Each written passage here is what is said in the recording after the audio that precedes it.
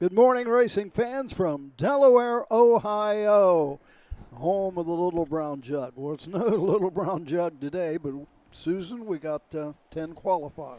10 qualifiers, 41 horses. I counted them this week, so we have, pretty good fields. Rosie Weaver, by far, our busiest trainer out there. She's got 11 in today. Yeah. Judges are already getting ready to call Roger over here. We got David Statz he is our presiding judge. Deb Rush is the clerk in charter. And also today over there in the judges stand, Doug Guthrie. I said, are you judging today? And he said, I'm trying to get the cobwebs out. Says he's got a judge at Marion next week or this weekend, and he hasn't judged for a while, so he made the trip up here just so that he could get back in the groove of things. Doug Guthrie. He's don't believe I know him. Yeah, he's an associate judge up there, and if I see him, I'd probably know. Yeah, yep. We got another driver change. Driver changed in the first race. Number 2, Sally KD, make the driver, same as last week, Curtis Harper. First race, field of 5 2-year-old pacers. Mike Wilkenberg, starting gate. And as soon as they get all 5 horses, I think we've got 2 out, maybe 3 out, 2 to go. Here comes the 4th horse, so as soon as we get them all on the racetrack, Mike will take the 2-year-olds around the track one time, and the second time around, they'll be off and racing. We've got a couple in here. We've only got one that's made a start before. That's the Sally KD. So the others, maybe their first time. Oh, I'm sorry, Sally KD and PA Lincoln. So the others, maybe their first time seeing the gate. And both of them were winners. Little time differential. PA Lincoln, 158-3 last week here at Delaware, and Sally KD, 201 3/5. Both of them came home in separate races, 28-3. Track looks good again today. Track is sharp. And today, look at that. Oh, shoot. We're only 99% blue sky. Oh, a little bit. Yeah, a little bit in the horizon there. 98%. Yes. It's another beautiful day. A little chilly up here. Good thing we wore long sleeves. Except Steven, he's all short sleeves over there. Well, some of us got long pants on. I thought about that. Maybe I should wear long pants today.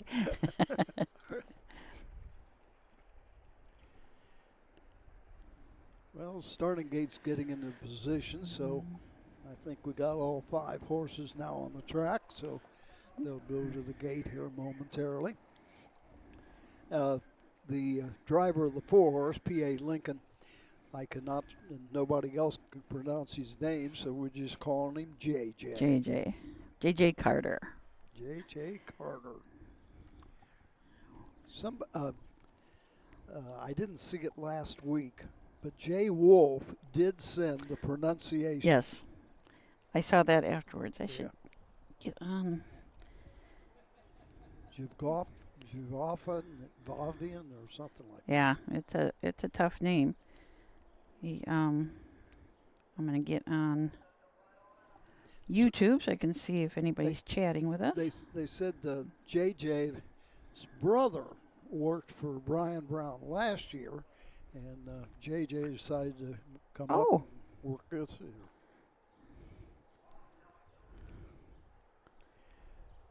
Well, the horses are approaching the gate, so we'll run through this field for this first race. 2-year-old pacers, 5 of them to go postward. The 1 horse is Gas Station Granny. Ron Steck and Bootville Stables, the owners. Ron Steck trains, son Ranger Steck drives. This horse was sold at the Ohio Selected Sale for just $4,000, and it's a half-sister to a horse called Hot Joe. Got a mark of 52-3 and made $187,000. Number 2 is Sally KD. Marjorie Deshesky, the owner of North Branch, Michigan. Mike Sweeney trains. The driver is Curtis Harper. And this horse is a half-sister to Rock Your Wings, who's got a mark of 51-2 and made $130,000. Number 3 is Strawberry Splash. Spurwood Farm of Marysville, Ohio owns. Terry Henry trains. Darren Dowler drives the 3, Strawberry Splash. This is the first foal from. Now wait a minute. I think we're going to start. Oh. They're off and pacing. Sally KD goes for the lead. Up on the outside, PA Lincoln as they race around the turn, go on to the first 8. Making the break into the turn is Gas Station Granny. On top of the field, Sally KD leads the way by a length and a half. Racing second, Gas Station Granny moves up the inside, following their Miss Q. Up on the outside, PA Lincoln with each and every stride to the top as they race over to the first quarter mark in 31 seconds. Into the turn, go on to the halfway station. On top of the field, PA Lincoln leads by 2.5. Sally KD is there second.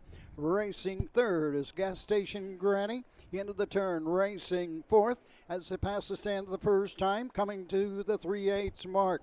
Into the lane, it's Dylan Fagan with Scholar Athlete as they race over to the halfway point. They're halfway home in 1:01. Into the turn they go, treading the field. Strawberry Splash around the turn, straight alignment, go on to the 5/8 mark. The leader is J.J. Carter with PA Lincoln on top of the field by 2.5, make it 3. Trying to close the gap is Sally KD as they race down the backside, go on to the 3/4 mark. The field over to the 3/4 station. 3 quarters in 1:30 3/5. Midway around the final turn. Appears to be a 3-horse race from here. Coming to the outside, Gas Station Granny and Ranger Steck trying to close the gap. In 1/8 of a mile to go in Ohio. PA Lincoln with the lead. Sally KD is there second. On the outside, Gas Station Granny. Coming home, it's all PA Lincoln and J.J. Carter in the first. Home second, Sally KD third, Gas Station Granny. Up on the outside, Darren Dollar with Strawberry Splash was fourth, and Scholar Athlete finished fifth.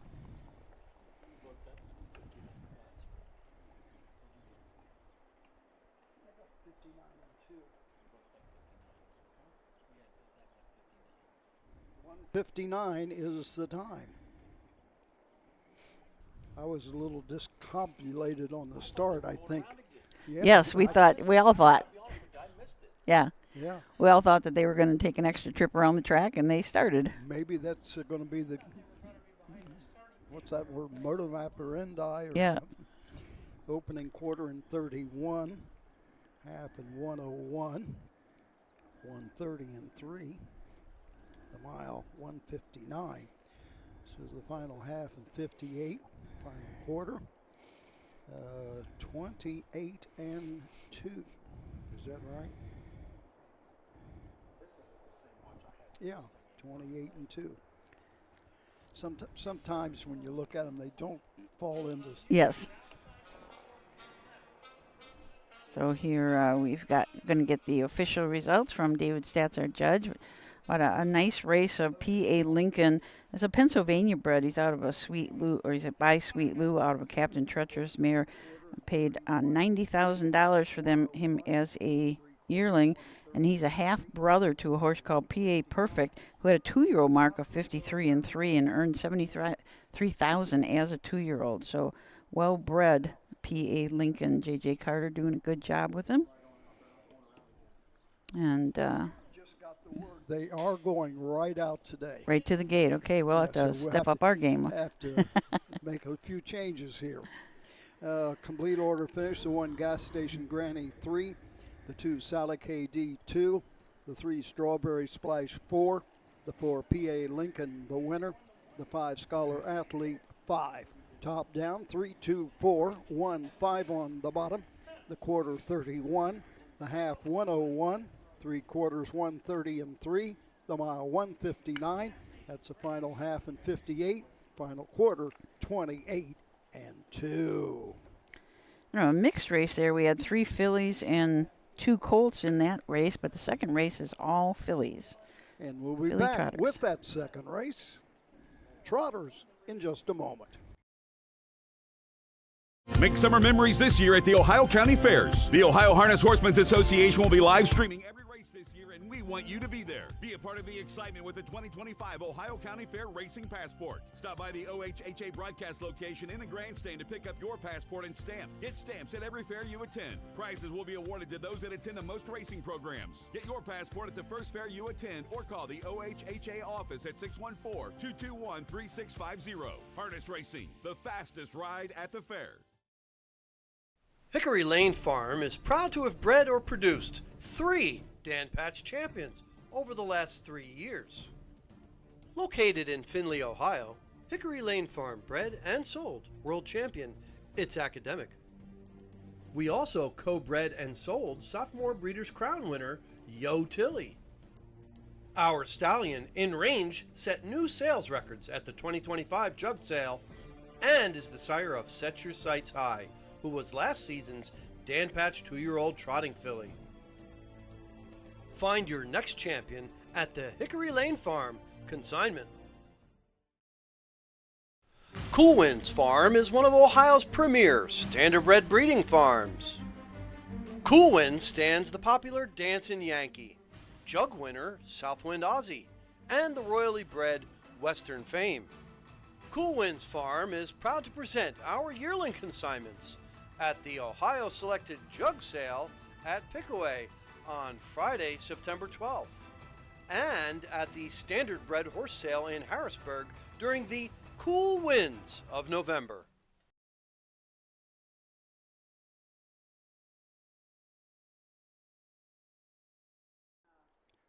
We're back here at Delaware, Ohio, and it's the second race coming up, 2-year-old trotters. And let's take a look at who the 5 are in this second race. The one is Action Audio. David Doubleman, Alexa Keel, and Sean Smith-Peters are the owners. Sean Smith-Peters, the trainer, and the driver, the one, Action Audio. So horse had one start up, or one qualifier up at Northfield, finished 4th. It was timed in 2:08.1. It's the first foal out of this mare, and the mare is a half-sister to a horse called Box of Luck, 115,000. And the breeder, Carl Howard. Yeah. The 2 is Maher.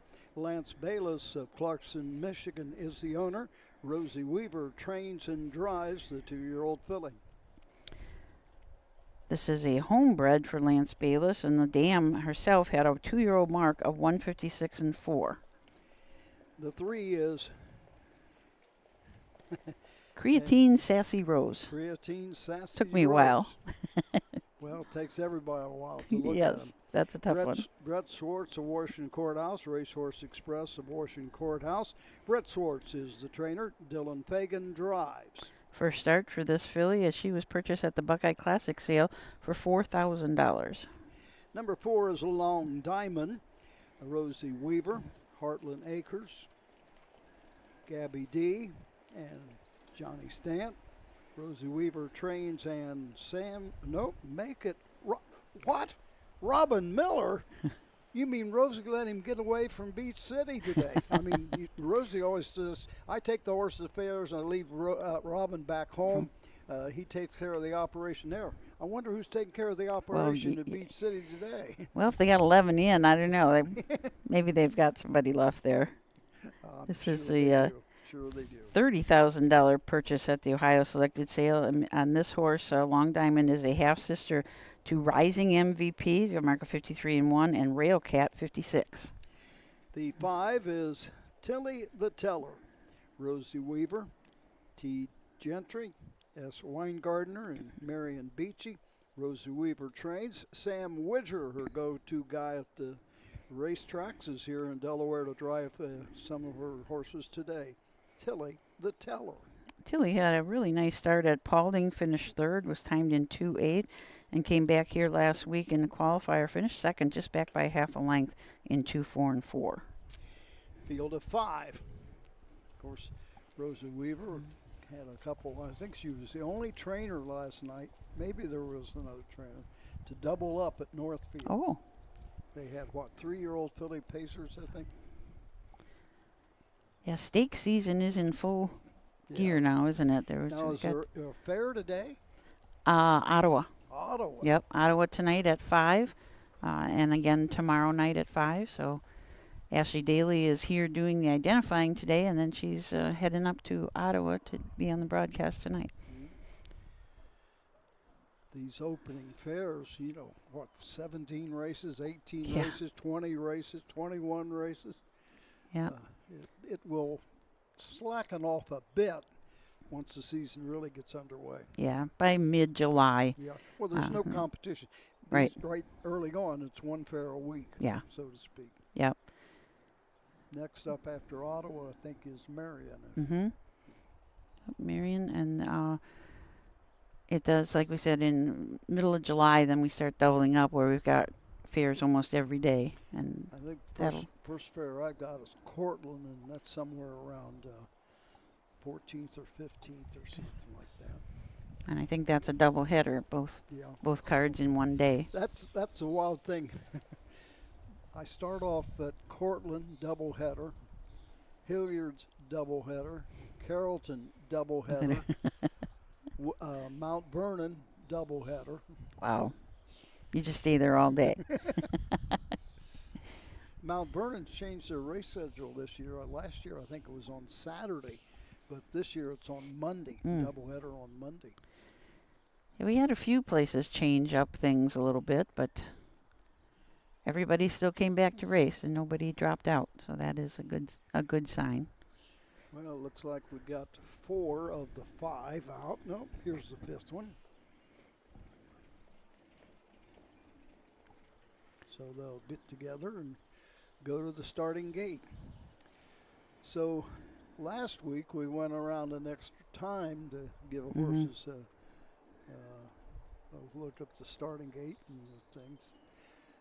Today, though, the decision's made to go right to. Is Mike the starter at Ottawa? Oh, probably. That might be. That maybe that maybe That have might something have to do with it. something, Yeah. But that should give them plenty of time, though. Yeah. 'Cause we should be done here around 11:30, quarter to 12. Right. I would guess.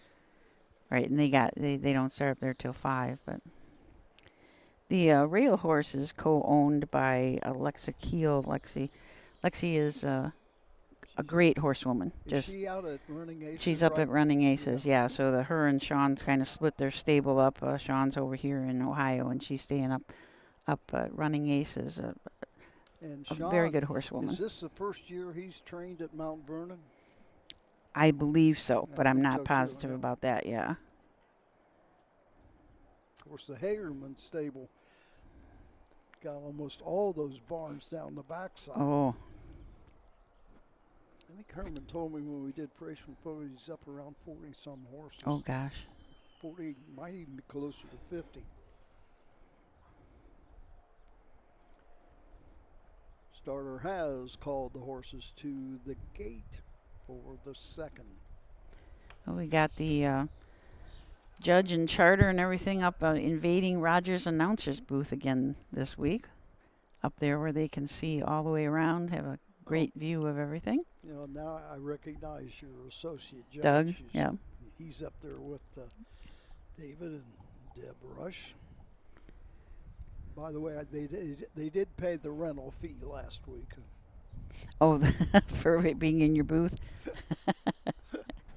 Horses approaching the starting gate. Want to thank Smith Peters, Robin Miller, and Sam Widger in driver colors. Appreciate that. Two-year-old trotters in behind the Mike Wilkenberg starting gate on the upper turn. The gate swings into the stretch, and here they come.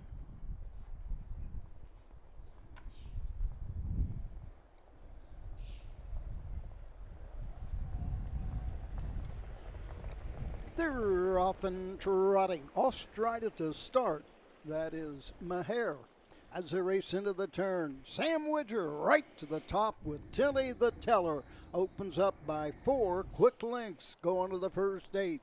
Getting away second, that's Action Audio. Around the turn, going third at the pylons, it's Creatine Sassy Rose. Racing fourth, it's Long Diamond and treading the field. Following the break, Maher down the backside, opening quarter in 32 flat. Into the turn they go, showing the way. Tilly the Teller leads by 2.5. Racing second, trying to close the gap. That is Action Audio. Racing third at the 3/8 mark. Creatine Sassy Rose gapped out fourth. Robin Miller with Long Diamond, and treading the field, Maher. Passing the stands first time, coming to the halfway point. Tilly the Teller brings them over to the halfway station. Halfway home in 1:03 3/5. Into the turn they go. Action Audio trots right there second. Creatine Sassy Rose third. Gapped out fourth. It's Long Diamond, and treading the field is Maher. Down the backside, going to the 3/4 mark. No movement as yet to go after the leader. Tilly the Teller takes his field of 2-year-old trotters over to the 3/4 mark. They reach the 3/4 in 1:35 3 into the final turn. Tilly the Teller leads by a length and a half, tipping to the outside. It's Action Audio now second and coming on. Racing third, Creatine Sassy Rose. 1/8 of a mile to go. On the outside, taking command, Action Audio. Fighting back on the inside, Tilly the Teller. Tilly the Teller now going to have to deal with Creatine Sassy Rose. Creatine Sassy Rose up on the outside. Home second, Tilly the Teller. Action Audio third. Long Diamond fourth. And Maher was fifth.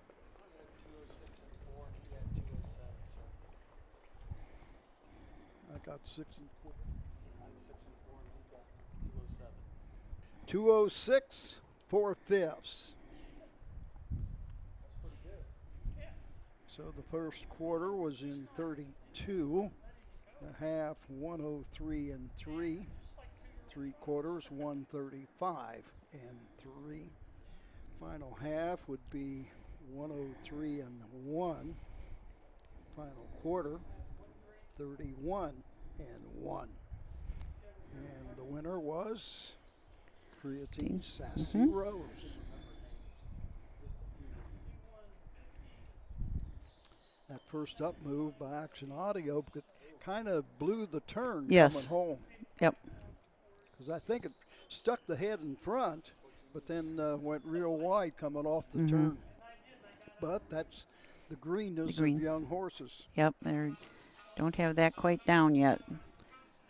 So, judges again calling Roger to get the final. We think we know what the final results were, but we'll get them officially.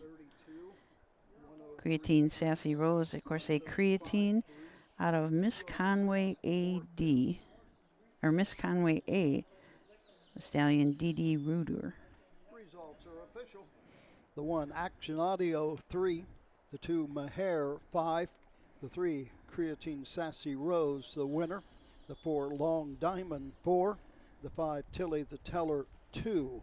Top down 3-5-1, 4-2 on the bottom. The quarter 32. The half 1:03 3/4 1:35 3. The mile 2:06 4/5. Third race coming up here at Delaware for 2-year-old pacers, a field of 4. Brian Brown, Darren Daller, Ron Steck, and Mike Sweeney, trainers in the upcoming third race. We'll be back with more in just a few moments. The Ohio equine industry needs your help. I'm Scott Mogan, president of the Ohio Harness Horsemen's Association. With over 300,000 horses in Ohio, the economic impact of the equine industry in the state is over $2.8 billion. That means jobs that pump millions of dollars into the local economy and support thousands of families. For Ohio's equine industry to remain strong, we need to send a clear message to our legislators about the important role that the agricultural small businesses play in Ohio's economy. To do that, we need your help.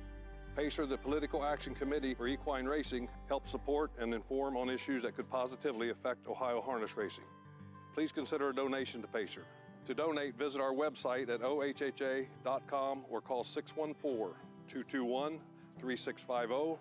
Your donation will help keep harness racing strong in Ohio. Thank you for your support.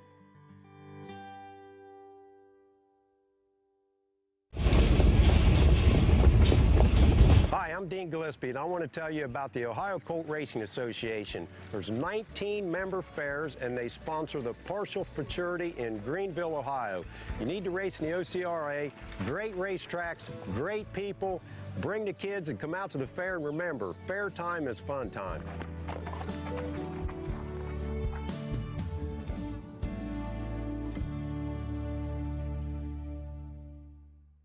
At Ohio State's Galbraith Equine Center, our veterinary champions are here for your champions 24/7, 365 days a year, providing advanced specialty care for sports horses from all stages and disciplines. Our expert team of boarded surgeons and sports medicine and rehabilitation specialists, together with veterinary cardiologists, internal medicine, and ophthalmologists, make our hospital your best resource for all sports horse performance issues. The Ohio State Veterinary Medical Center's Galbraith Equine Hospital. Call us today at 614-292-6661.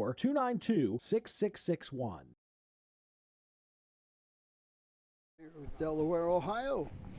Susan, third race for 2-year-old pacers, and this is kind of a mixed bag. No double trainers here, 4 different trainers, but got something special to do before we get into it.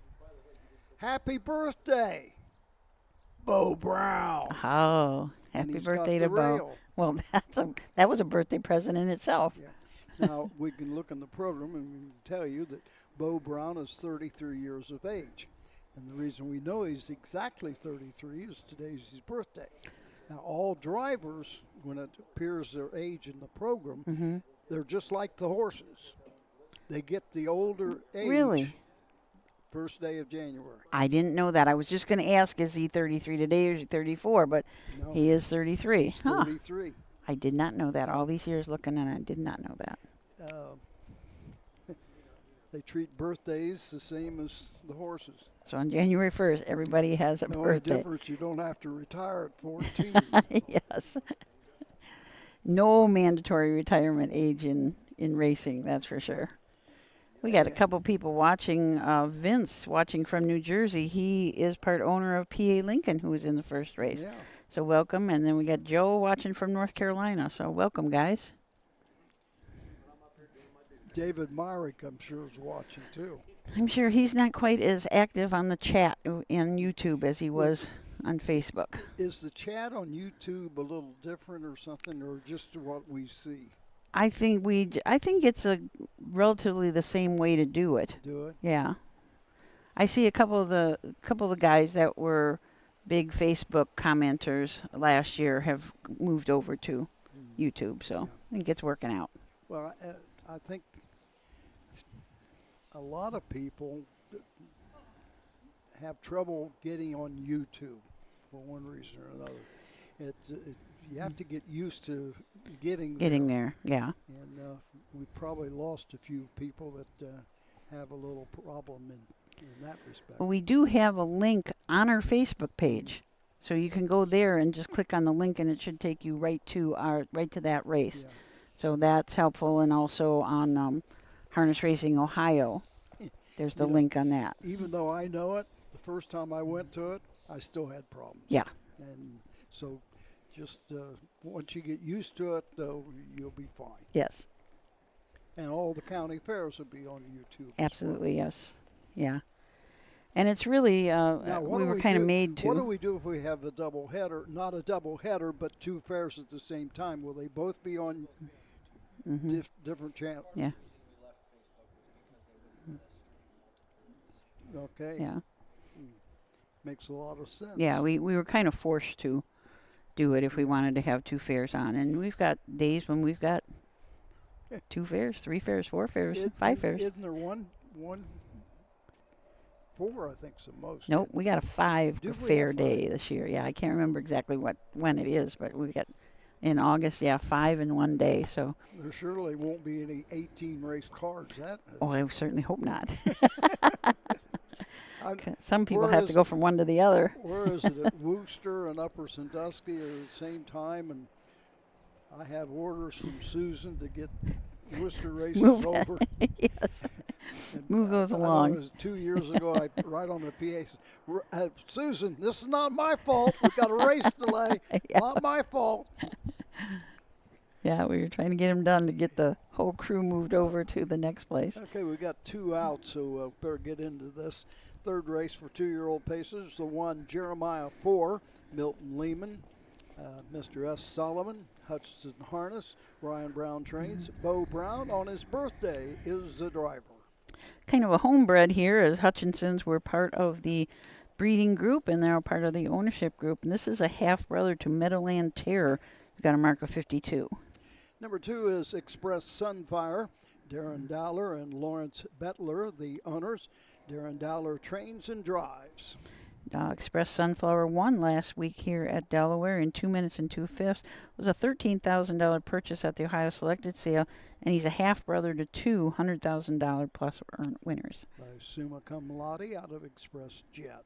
The 3 is Seaside Swag, Gary Condit, Taggart Farms, S. Jeffress, and Ron Steck, the owner-trainer. Ranger Steck drives, a 2-year-old colt, but down by the seaside, Act Like a Diva. This horse has got some fast half-brothers. Act Fast got a mark of 47-3, and Captain Hansen a mark of 49-3. Probably why the purchase price was $49,000.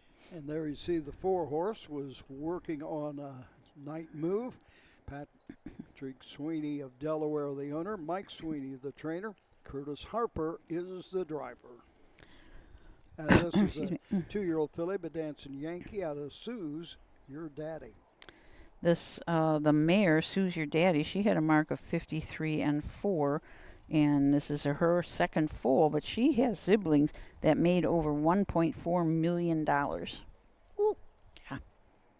Won last week, or won at Paulding first start, won by 5 lengths in 2, 6, and 4. As soon as Brian Brown clears the racetrack with the horse warming up, Mike Wilkenberg, I have the 4 2-year-old pacers going to the gate. No break if they bring them to the track, and they'll have plenty of time to warm up, but Brian apparently got to the track a bit late. It's still on the track, but he'll be making his way off, I'm sure. Yeah. Yep. Looks like he's headed to the draw gate. And the starting gate's in position, and Mike Wilkenberg has called him to the gate. One filly in here, the 4-horse working on a night move. The only filly. Ashley Daly is out doing the identifying. Part of the identifier's work this early in the season is to make sure that she marks those that have been gelded, so that they can put that into their and papers. Every announcer in North America thanks you. Yeah.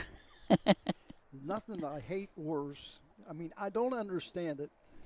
Tracks will have qualifiers.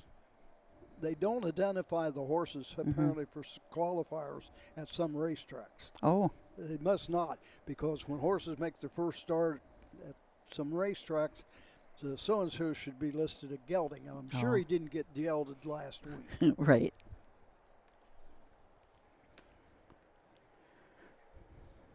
Pacers are rolling behind the gate. The gate swings into the stretch, and here they come.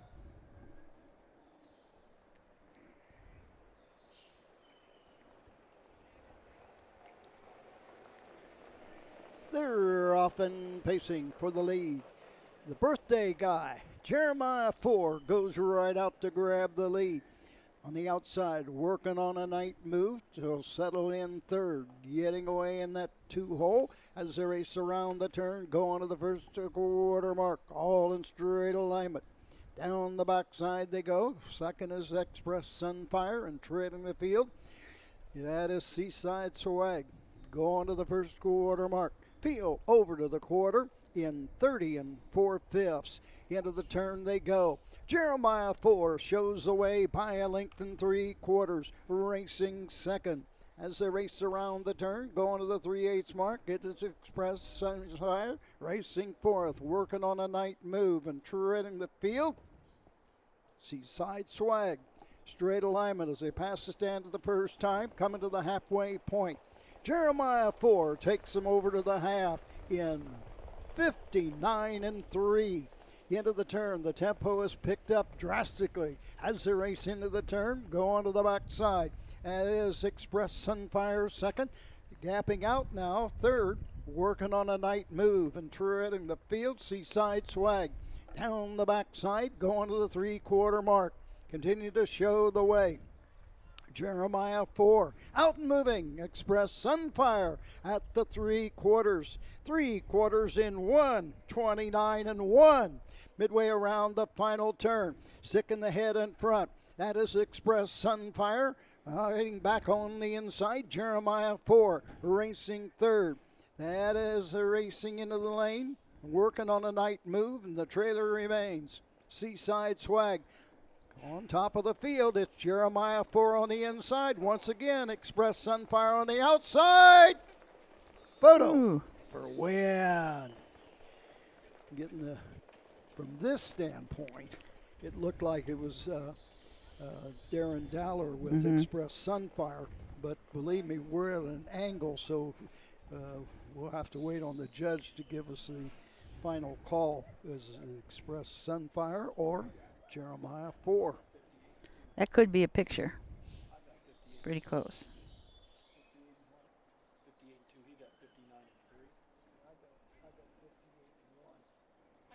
58 and 1.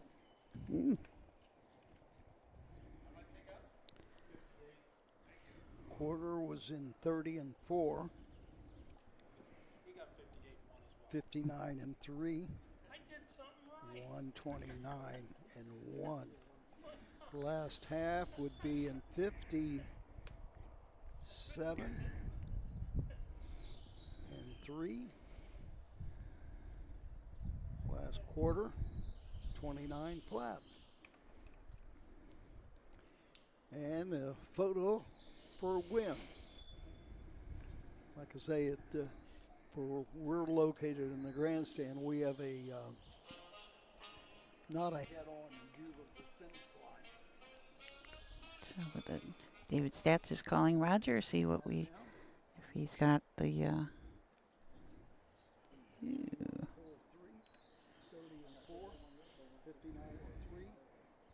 So Express Sunfire got it. 2 wins in a row. One here last week and back again this week. So the photo says Express Sunfire. The 1, Jeremiah 4, was second. The 2, Express Sunfire, the winner. The 3, Seaside Swag 4. The 4, working on a night move 3. Top down, 2, 1, 4. 3 on the bottom. The quarter, 30 and 4/5. The half, 59 and 3. 3/4, 129, 1. The mile, 158, 1/5. Final half, 57-3. Final quarter, 29. Susan, do people that are watching the broadcast have the ability to get the sheets? Yes. Racing yes. programs? Go So to it's just like the fairs. Just like the fairs, right? Go to harnessracingohio.com and the program should be right up there. Harness Racing Ohio. Fairs. Nope, just harnessracingohio.com. Oh, harnessracingohio.com to get a racing program just like we do. Because if they didn't have access, I wouldn't give top down. Yeah. But if they do have access. They do have access, yeah. do. And as we said, that makes a second win for Express Sunfire. Won here last Monday just by a neck again in 2-2 and 2, and this time it might have been a nose. Fourth race coming up again. 2-year-old pacers, a field of 4 to go postward, and this is a open event, so to speak. Trainers Dowler, Steck, Short, and Brown with horses in the fourth. And we'll be back with that in just a few moments. The roots of harness racing are born at the county fair. For over 150 years, people have gathered to watch horses battle it out for fame and glory. Catch the thrills this summer at an Ohio Fair Racing Conference County Fair. The OFRC races at 22 fairs in 20 Ohio counties. Trotters and pacers put it all on the line to be called the best in the Buckeye State. The Ohio Fair Racing Conference, where the path to greatness begins. Dublin Valley Farms, home of Volstead sire of 2024 Ohio Horse of the Year, Sugar Instead. Also standing at Dublin Valley Farms, Slay, a promising young son of Chapter 7 and Coach K. Hanover by world record holder Walner. Looking for your next winner? Dublin Valley Farms and our clients are offering an exciting lineup of yearlings with current and fashionable pedigrees. Available at public auctions this year. Backed by a team that cares, Dublin Valley Farms, Fredericksburg, Ohio. Who feeds your need for new ideas for your family's best farm future? Ohio Farm Bureau. We work with our members to shape ag policy that will positively impact our industry. Farm Bureau is advancing business solutions to give you a competitive advantage. We help you gather information to stay ahead of important topics and technologies. Plus, Ohio Farm Bureau creates opportunities for growth.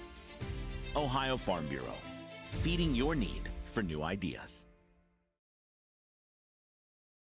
You know, before or earlier, we had horses warming up on jog carts, but now I see the horses that are out warming up now got race bikes. Oh. Be a little harder to determine when we get them all out.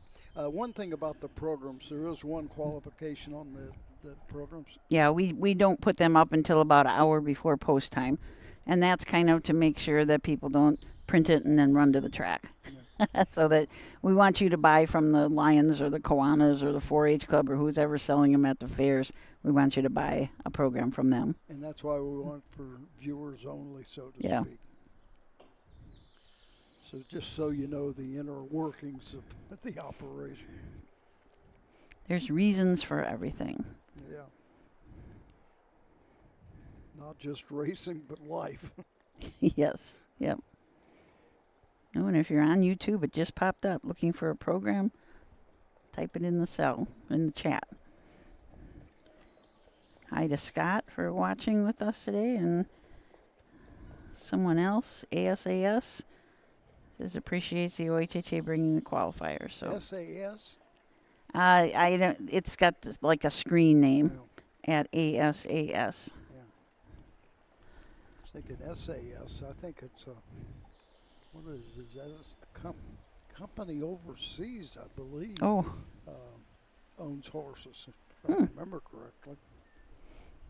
Have to get in my foreign mode and come up with that one. We had a lot of people watching on Sunday at Circleville. Sunday seems to be always a big day at Circleville. Had 21 races and set a new track record. They had a track record. The track record for the pace was a three-way tie at 157. And Burnout set a new track record, 156. He held the track record in 157 in 2025. And he has won the Steam and Demon race 3 years in a row now. He's won the Steam and Demon in 24, 25, and 26. So. I got two horses of my own racing here today. Doc's Last Wish in the 5th and Robo in the 7th. And I think that may be Robo out on the racetrack right now. I'm trying to see if she has number 1 in any of the other races. No, I'm pretty sure that's Robo. You know, I'll talk about him. If you were watching Paulding, he made a, what do I want to say? I won't use what we want to use. What you said at the barn? What was said at the barn. But he made a blank of himself because they score 5 wide. And it's not one of the widest racetracks in the world, so it's fairly tight on the outside for a 5-horse. And Rosie said as soon as he saw that crowd, and why are they doing so close to me? You know, he just went crazy. And when he's a horse, this is him passing the stands right now. He says when he's see something new and makes a break, he's not one that gets right back on stride. No. I can see that in the program. There are many X's. I says, well, what are we going to have to do? Turn him out? She says, oh, no, we'll get it corrected. Yeah. We'll get it corrected. So I'm glad he's got the rail, but a rail for the trotters is not the best place in the world to be, too. Oh, well, that's why you have qualifiers. Yes, he's going to learn, and that's the nice thing about the fairs, too, is that once they do get used to all that stuff, I mean, they're good then, because I always say if they can go by the tilt-a-whirl and the Ferris wheel, they're pretty good. The one I always remembered, and I'm sure I'm not singling out one fair over another, but one that I remember is the ride that they have at Urbana, I believe, in the first turn, and it's up close to the racetrack, believe me. Used to be, that was the old pony barn. They had a pony barn there, but then, that was back in the 60s and 70s, and eventually they got rid of that barn, and part of the Midway took over. Good thing that Urbana's a little bit later, so everybody's kind of used to stuff by then. But yeah, some of them are stuff's close. They got to squeeze in as much as they can in some of these fairgrounds. Not many acres. And I think we're slowly getting some horses on the track for this race.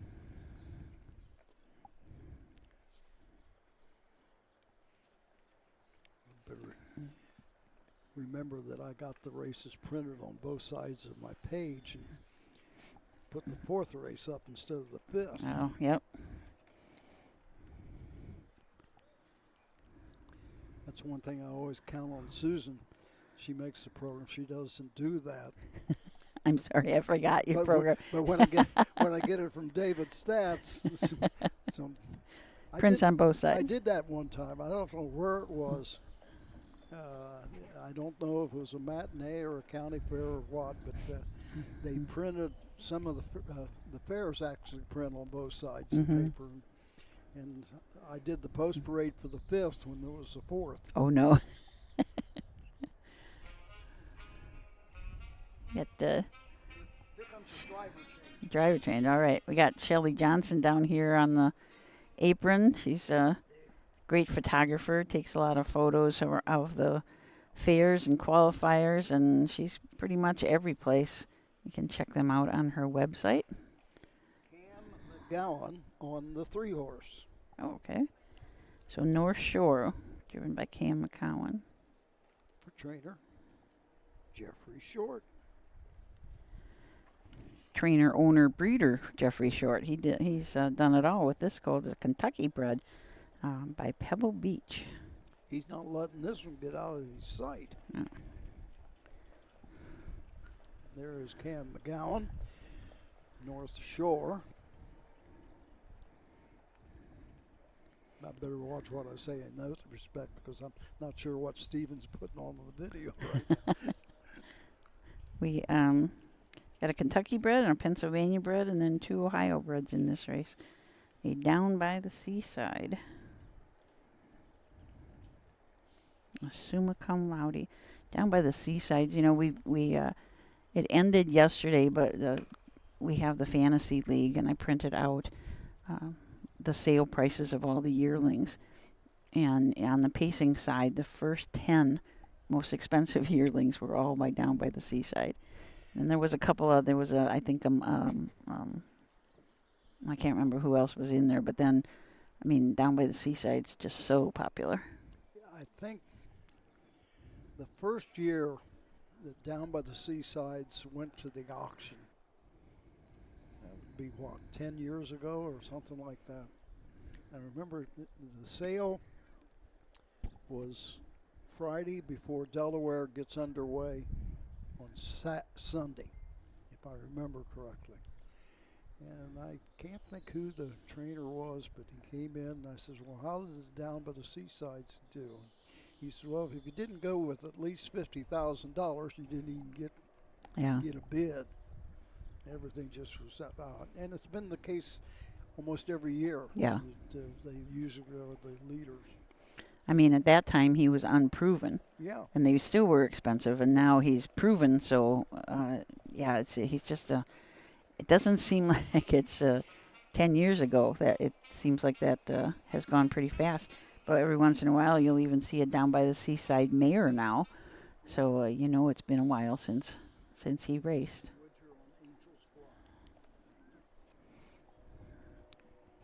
Another driver change, Sam Widger on Angels Fly. And qualifiers operate a lot different than the others. Let's go. We better get through these real quick. Yep. Total sum, Darren Dowler and Lawrence Bettler. Darren Dowler trains and drives a 2-year-old gelding, summa cum laude, out of Rockabye Baby. He is a half-brother to Caveat Rockland, who's got a mark of 50-2. This horse made a little break last week here at the qualifiers, still paced in 201. $11,000 Ohio selected sale purchase. 2 is Angels Fly. Bootville Stables and Ron Steck owns. Ron Steck trains. Sam Widger gets a call. 2-year-old filly, but down by the seaside, a Band of Angels. The mare, Band of Angels, has a mark of 150 and made $484,000, and she has produced a horse called Ray Rue, who's got a mark of 150. Number 3 is North Shore. Jeffrey Short, Spurwood Farm owns. Jeffrey Short trains. Cam McGowan drives a 2-year-old filly at Pebble Beach of the Island by the Beach. First foal out of this mare. This colt won here last week in 2 minutes and a fifth. And the 4 is Rick Van Wow.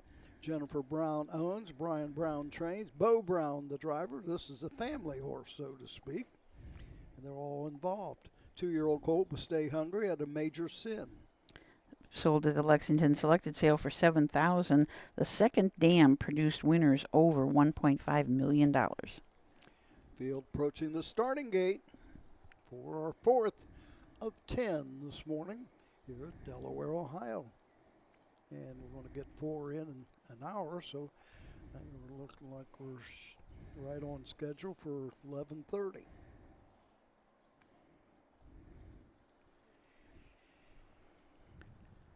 Pacers are out and behind the gate. Gate swings into the stretch, and here they come.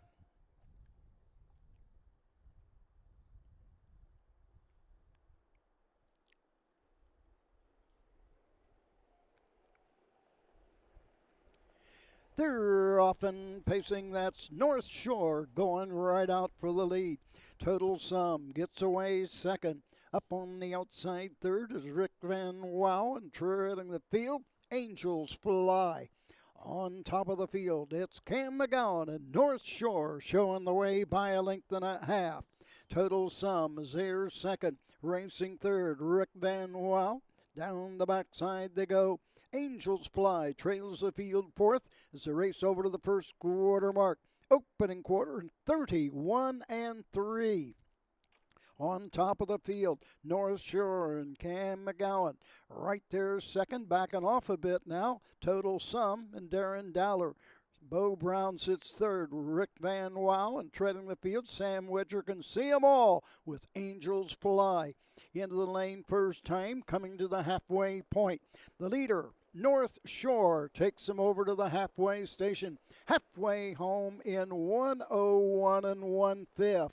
Into the turn they go. Second is Total Sum. Racing third, Rick Van Wow, and the treader, Angels Fly. No movement as yet as they race over to the 5/8 mark and into the paddock turn. On top of the field, North Shore leads by 2 1/4. Racing second is Total Sum. Pacing third is Rick Van Wow at the 3/4 mark. 3/4 in 1:30 3/5. Midway around the final turn, Angels Fly trails the field. 3-horse battle from here. Dowler tips to the outside with Total Sum going after the leader, North Shore. Into the lane they come. North Shore with the lead. Going wide on the turn is Total Sum. Up the inside is Rick Van Wow. Coming to the wire, it is all North Shore. Rick Van Wow second, home third. Total Sum, Angels Fly was fourth.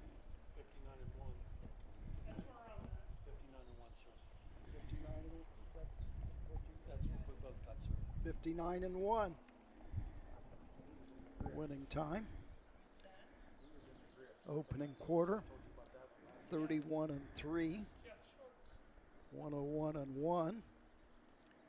1:30 3. So Progressively, they got faster with each quarter. Final half in 58. And the final quarter was in 28 and 3.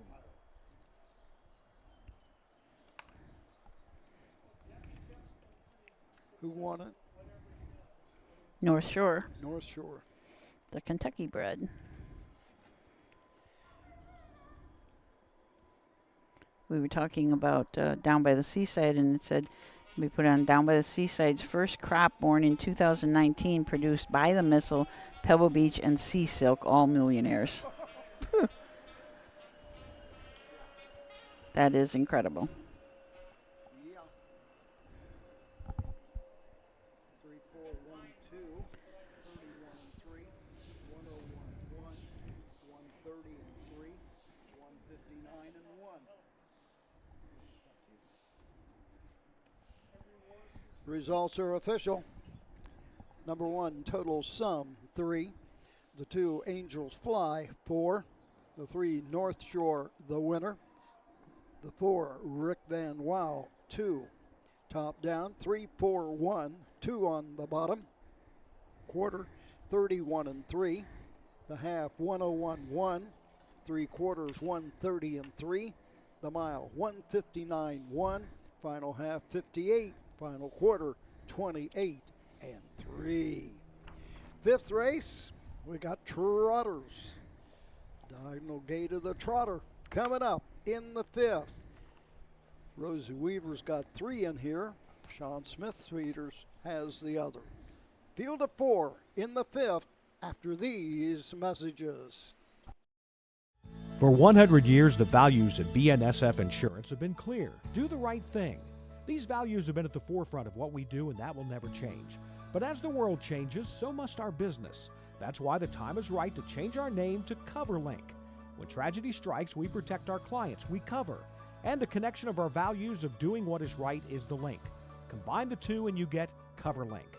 While our name has changed, nothing else has changed. Great service from great people. CoverLink Insurance. When you need supplies for your horse, one name stands out: Big D's. Since 1976, Big D's Tack and Vet Supply has been the equine experts you can trust. Whatever your horse needs is available at Big D's Tack and Vet Supply. Visit the retail outlet in Streetsboro, Ohio, or order online at BigD'sWeb.com. Sign up for text messaging and receive $10 off your order. Big D's Tack and Vet Supply. Midland Acres is proud to stand the prominent stallions, TCI, Long Tom, Ready for Money, Monty Mickey, Summa Cum Laude, and Bit of a Legend. With such great pedigree and speed in the stallion barn, Midland Acres will provide a diverse group of top yearlings in the sale ring for 2025.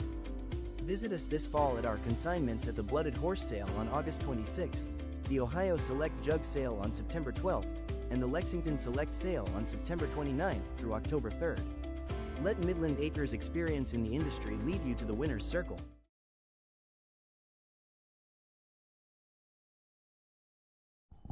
Okay. Our broadcast from the Delaware County Fair in Delaware, Ohio. Getting ready for the halfway point of our broadcast, the 5th of a total of 10. And in this 5th race, we have trotters. Still have some warm-up horses on the track, but it looks like Smith Peters is on the track. And if this is the one, is this horse got a saddle pad 1 on it? Nope, got a saddle pad 4. 4. But that's Rosie. Yeah, but Sam's supposed To drive, yeah. Yeah, unless they changed their mind here. Well, they might have switched.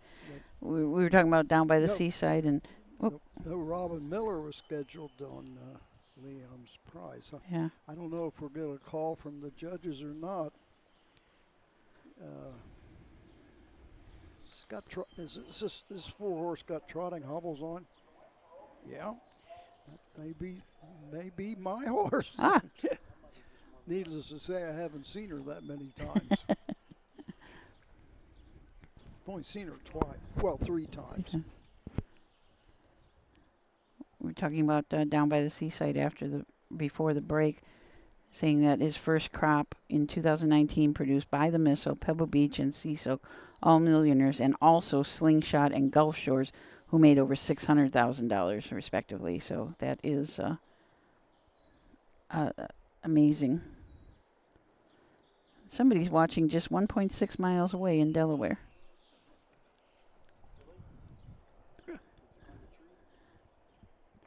Not open?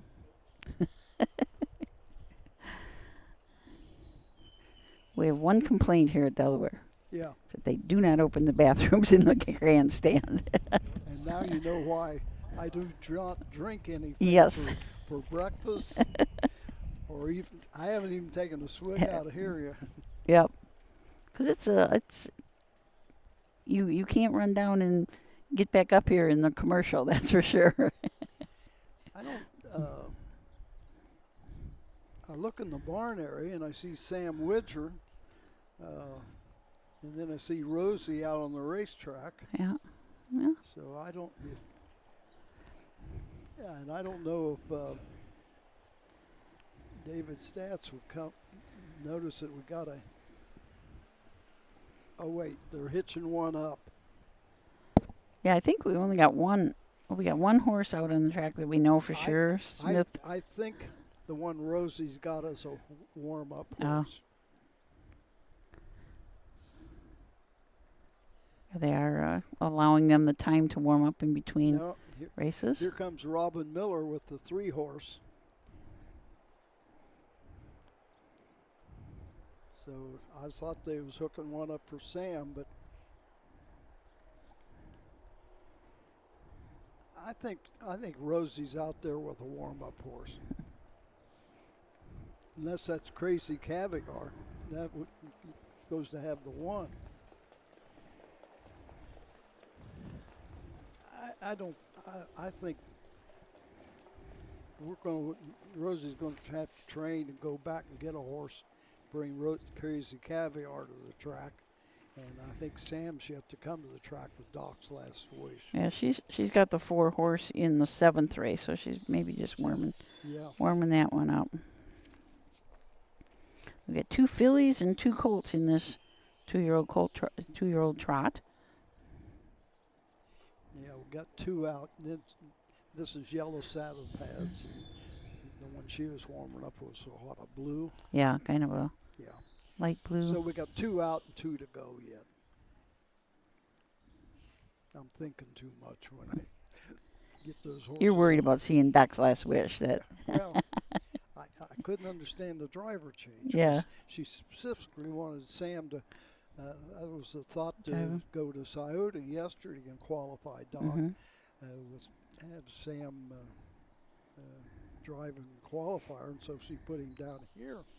And reason she's at Delaware instead of at Scioto yesterday was because of her racing schedule. She was racing 2 last night at Northfield and such. So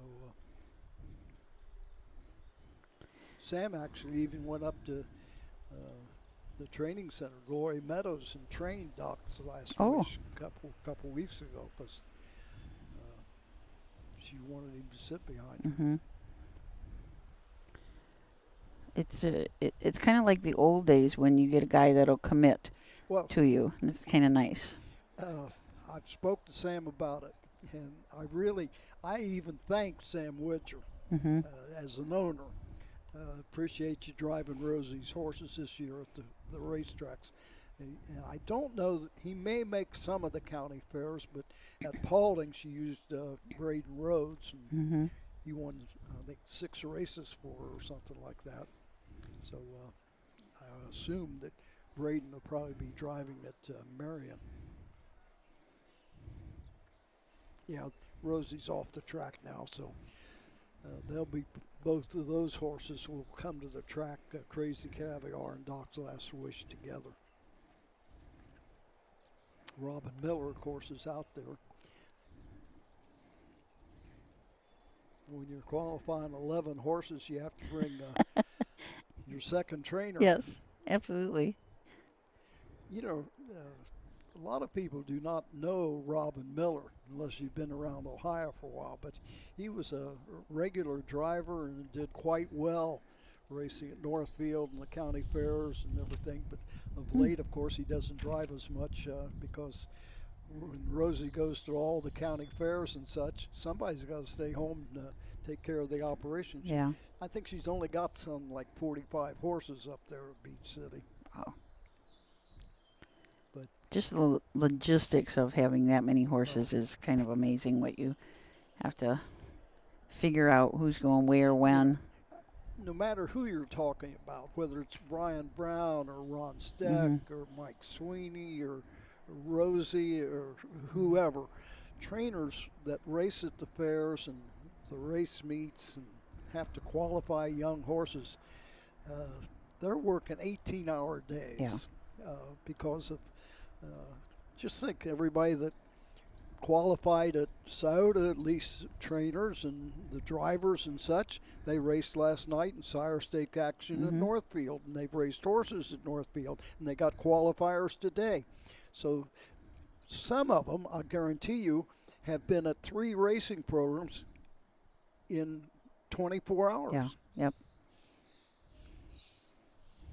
Yeah, it's a lot of time spent in a truck this time of the year. And the 2 Weaver horses are making their way to the racetrack, Doc's Last Wish and Crazy Caviar. Let's go through and look at these horses. The one is Crazy Caviar. Heartland Acres and Rosie Weaver owns, Rosie Weaver trains, and Rosie Weaver drives this one. Crazy Smart has a mark of 156. This colt was sold at the Buckeye Classic sale for $37,000. Did make a break at about the quarter pole at Scioto in his qualifier. And I guarantee you that's why Rosie's driving this one today. Crazy Caviar. The 2 is We Action. David Dobleman, the owner. Alexa Keel and Sean Smith-Peters. Smith-Peters trains and drives the 2-year-old filly by Action Uncle out of War We Welcome. Is this the first crop of Action Uncle? Or second crop? 1 or 2? Yeah, I'm not 100% sure. I think Action Uncle was a good trotter that Virgil Morgan had. This horse raced in a qualifier at Northfield, finished 3rd, was timed in 2.6 and 2. This is the first foal out of this mare. She is a half-sister to a horse called Where We Exalt, and a mark of 53 and 1. The 3 horses, Liam's Prize, Heartland Acres and Rosie Weaver. Rosie Weaver trains, Robin Miller drives. 2-year-old gelding Enterprise out of Lady Montague. One over at Paulding in 2.9 and had a qualifier at Scioto last week, finished 3rd, trotted in 2.4 and 1. This is the first foal out of this mare, and the mare is a half-sister to Illuminata, who's got a 2-year-old mark of 54 and 4. And the 4 is Doc's Last Wish.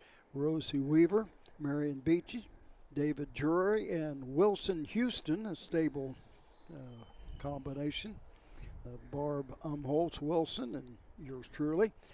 A 2-year-old filly by Triumphant Caviar of I Like Stephanie. Rosie Weaver trains. Sam Widger is the driver. Qualified great last week, finished 2nd, just back by 3 3/4. Trotted in 2, 2 and 3.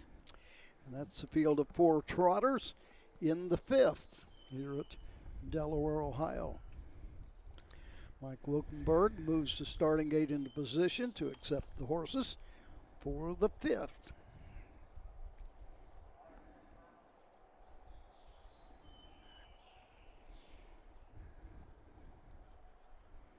Somebody's saying they can't hear Roger, but I'm not sure.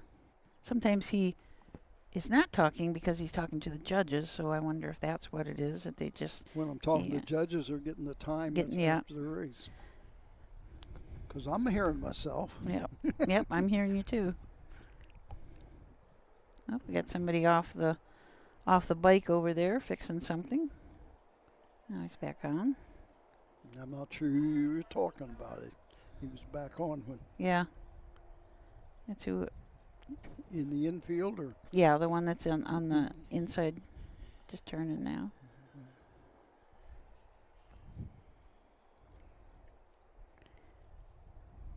That was Rosie. Oh, okay. With Crazy Caviar. When we did racing, folks says, is he crazy?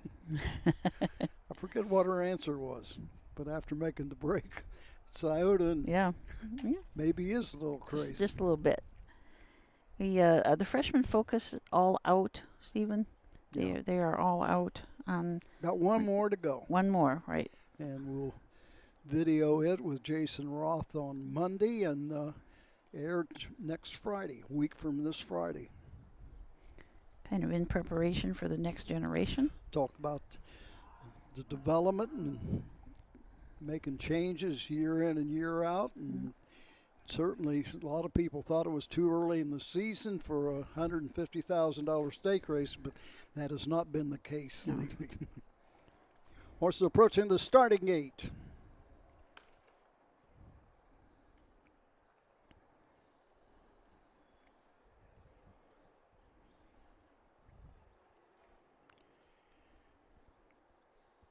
Trotters running behind the gate.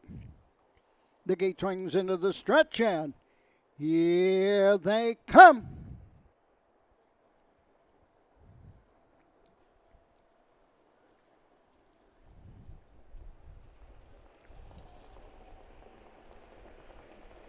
They're off and trotting, going for the lead. That's We Action on the inside. Up on the outside is Liam's Prize, racing second and now going on. Dropping in third is Doc's Last Wish, and trailing the field, Crazy Caviar as they race over to the first eighth. Liam's Prize up on the outside, grabs the racetrack away from We Action. Doc's Last Wish trots third, Crazy Caviar fourth as they race over to the first quarter mark. Opening quarter in 31 3/5. Into the turn they go. Liam's Prize leads by a length and 3/4. Racing second is We Action. Doc's Last Wish tips to the outside third. Racing fourth, Crazy Caviar as they race into the lane first time, coming to the halfway point.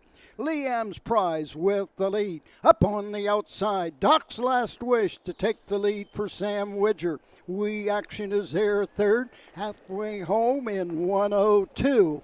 Into the turn they go. Racing fourth and treading the field, it's Crazy Caviar, all in straight alignment as they race to the backside and the 5/8 station. Doc's Last Wish leads by a length and 3/4. Liam's Prize is there second. Racing third, gapping out is We Action, and treading the field, Crazy Caviar. Down the backside, going to the 3/4 mark. They're at the 3/4 in 1:32 4.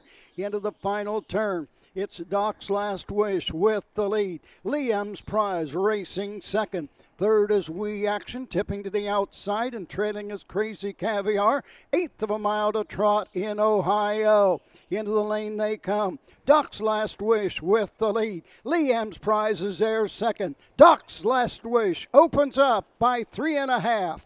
Liam's Prize is there second. Doc's Last Wish. Liam's Prize home third. We Action, the trailer, Crazy Caviar.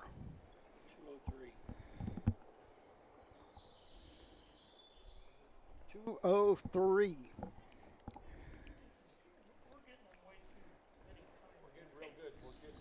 Quarter, 31 3. 1:02. 1:32 4. 2:03. So the last half is in 1:01. Final quarter was in 30 1/5. Doc's Last Wish, and now Roger can breathe. Yeah. Nice race. They all stayed trotting.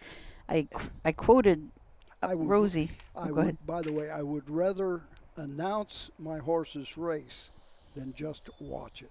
Really? Because you're thinking of the others? I'm too much thinking about stuff during the race. Yeah. If I'm just watching. I was saying I quoted Rosie on Saturday or Sunday at Circleville as we had a race and two baby trotters, and they all were running like crazy. And And I said, Rosie always says at this time of the year, manners are much more important than speed. So it's nice to see all these baby trotters staying right at it. Well, I don't think I'm letting stories out of the barn, but I think she's trained Docs 3 times in 2.4. Oh. Last week was timed in 2:02 and 3. Today in 2:03. This is the first time Sam Witcher was set behind her. Yeah. And she does not believe in going any faster than you need to. Yeah. Results are official. The 1, Crazy Caviar 4. The 2, We Action 3. The 3, Liam's Prize 2. The 4, Doc's Last Wish, the winner. Top down, 4, 3, 2, 1. The quarter, 31 and 3. The half, 102. 3 quarters, 132 and 4. The mile, 2:03. Final half, 101. Final quarter, 30 1/5. 6th race coming up. 2-year-old Pacers.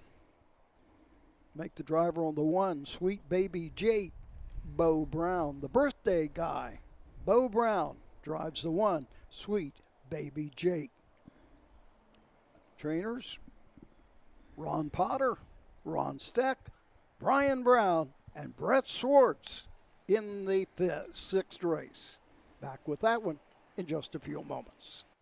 At Ohio State's Galbraith Equine Center, our veterinary champions are here for your champions 24/7, 365 days a year, providing advanced specialty care for sports horses from all stages and disciplines. Our expert team of boarded surgeons and sports medicine and rehabilitation specialists, together with veterinary cardiologists, internal medicine, and ophthalmologists, make our hospital your best resource for all sports horse performance issues. The Ohio State Veterinary Medical Center's Galbraith Equine Hospital. Call us today at 614-292-6661.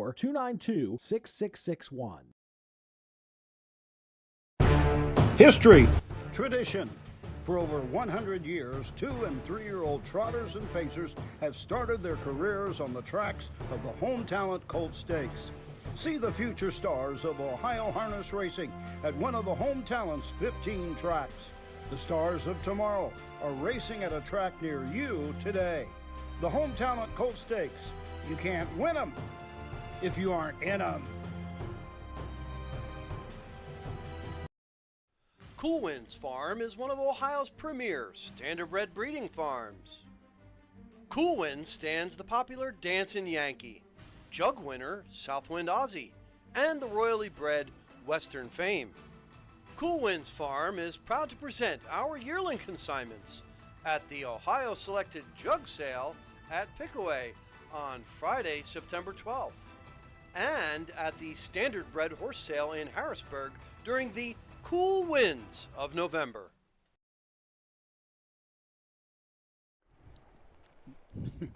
Cool winds in November, cold winds Yeah. in December. We don't have as big a crowd here as we had last week. Last week there was a ton of cars out here on the last turn side of the grandstand, and we still have quite a few people watching from the backstretch, but not as big a crowd with not as many races either. So They even got a food truck today in the barn area. Oh, really? Yeah, This is Action Uncle's first crop. first cup. I got a better memory than I thought. Yeah. Thank you, whoever. Somebody always helps us out if we have a question. We can ruminate about some obscure thing and somebody I'll will tell you, answer. Stephen, what we need now is something that can attach to the phone with the comments and transfer them to a screen sitting here in front of us. And He can do that.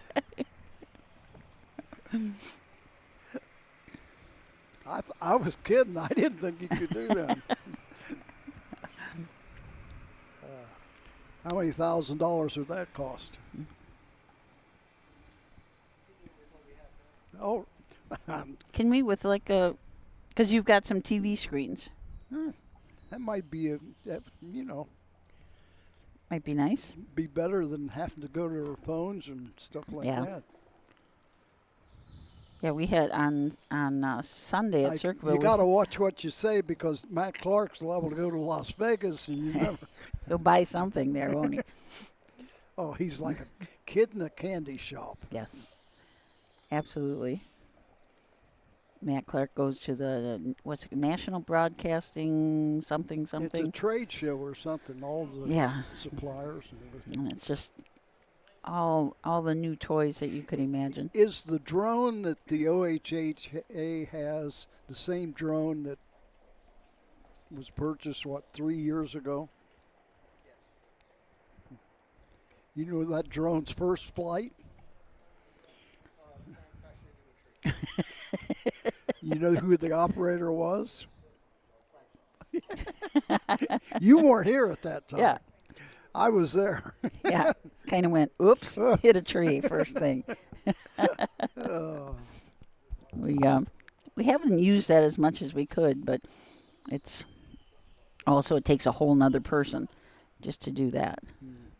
We had drone shots here during the fair last year, didn't we? Mm-hmm. I think if I remember, it went right over the little brown jug hut hedge. Now, I'm going to tell you, 2 years ago, we were at Wolverhampton in England doing the Vincent Delaney Memorial on a 1 1/8 racetrack. From, hold on. Getting some more driver changes, I imagine.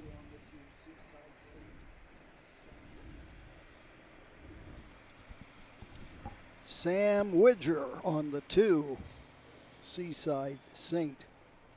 Okay, from just past the half to well past the 5/8. So for an 1/8 of a mile,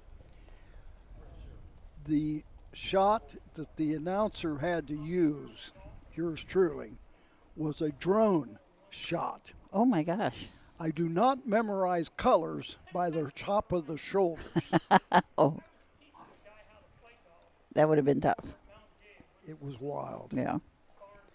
A lot of ad-libbing. And hopefully if you see somebody making a move, you can figure out who it was or something like that. But they regular basis, even for the fans that go there to the races and they put them on the TV monitors on the racetrack, it had to be a drone shot because there's a wooded area, totally wooded area from the half-mile pole to past the 5/8. Wow. Yeah. I mean, there's no way you can see them with binoculars or anything. Yeah. So 1 1/8 track, they start in the turn? Well, it's a 1 1/8. They actually start at an 1/8 at the mile. Well, how?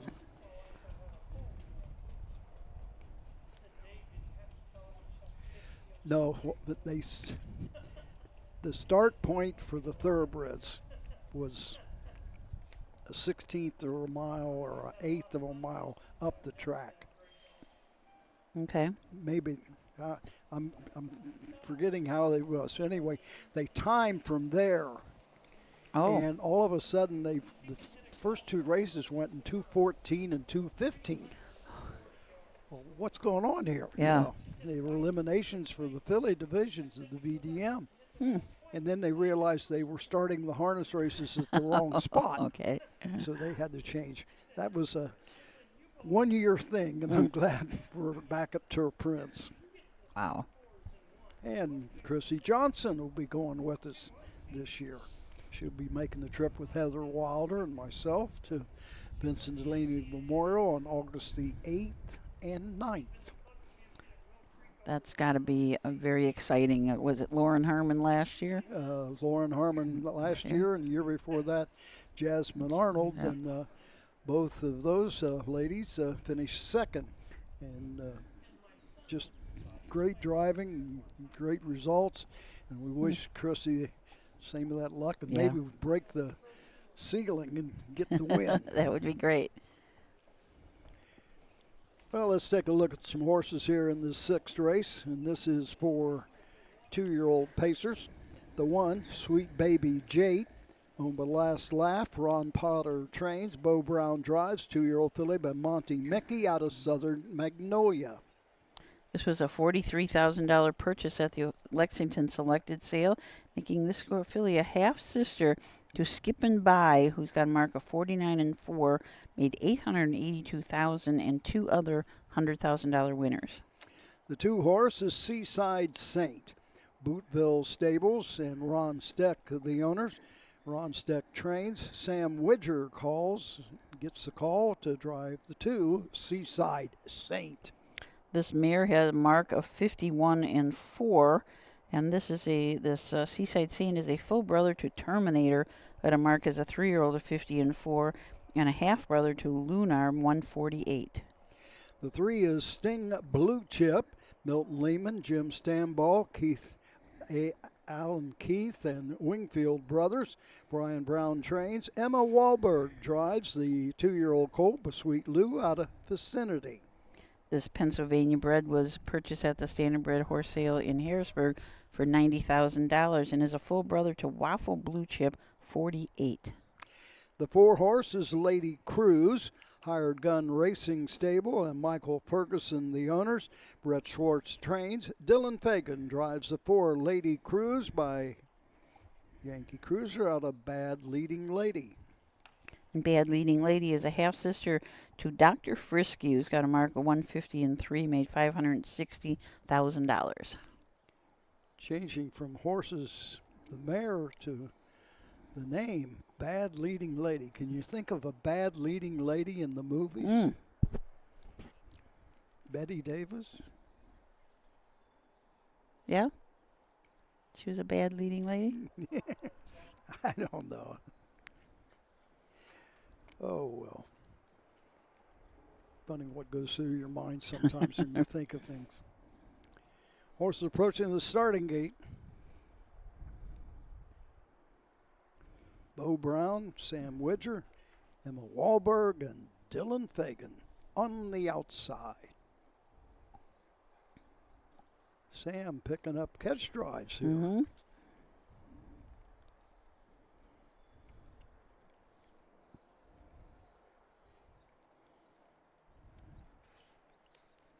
Pacers are out and behind the gate.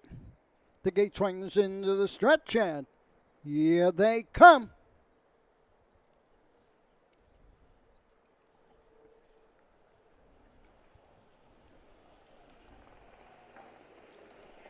They're off and pacing. Emma Wahlberg leaving with Sting Blue Chip like Precious Bunny as they race into the turn, go on to the first 8. Getting away second is Seaside Saint. Racing third as they race around the turn. It is Lady Cruise, and treading the field.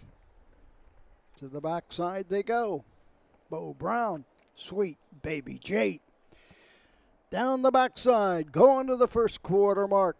They reach the opening quarter in 31 seconds. On top of the field, Sting Blue Chip by 3 lengths. Racing second. That's Seaside Saint.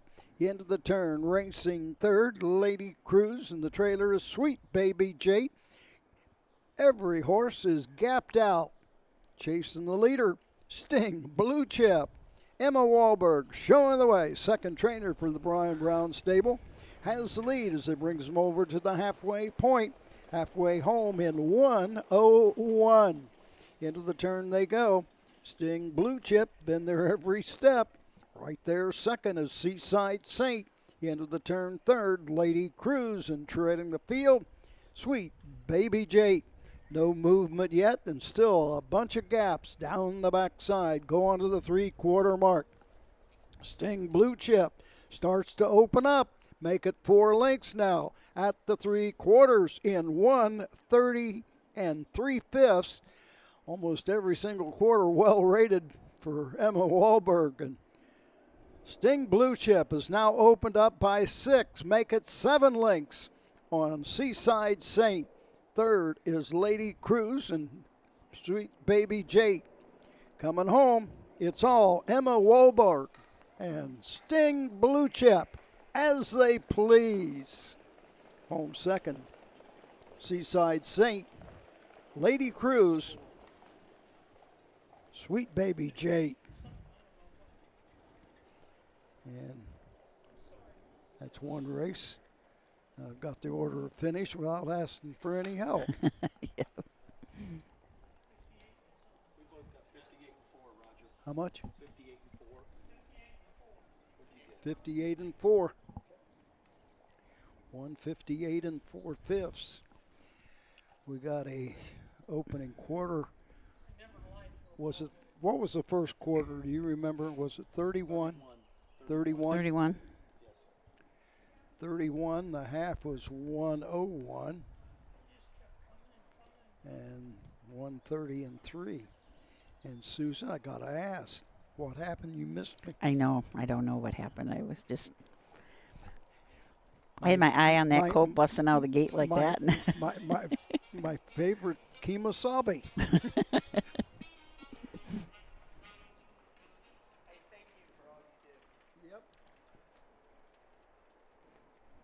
4213, 31, 101, 130 and 3, 158 and 4.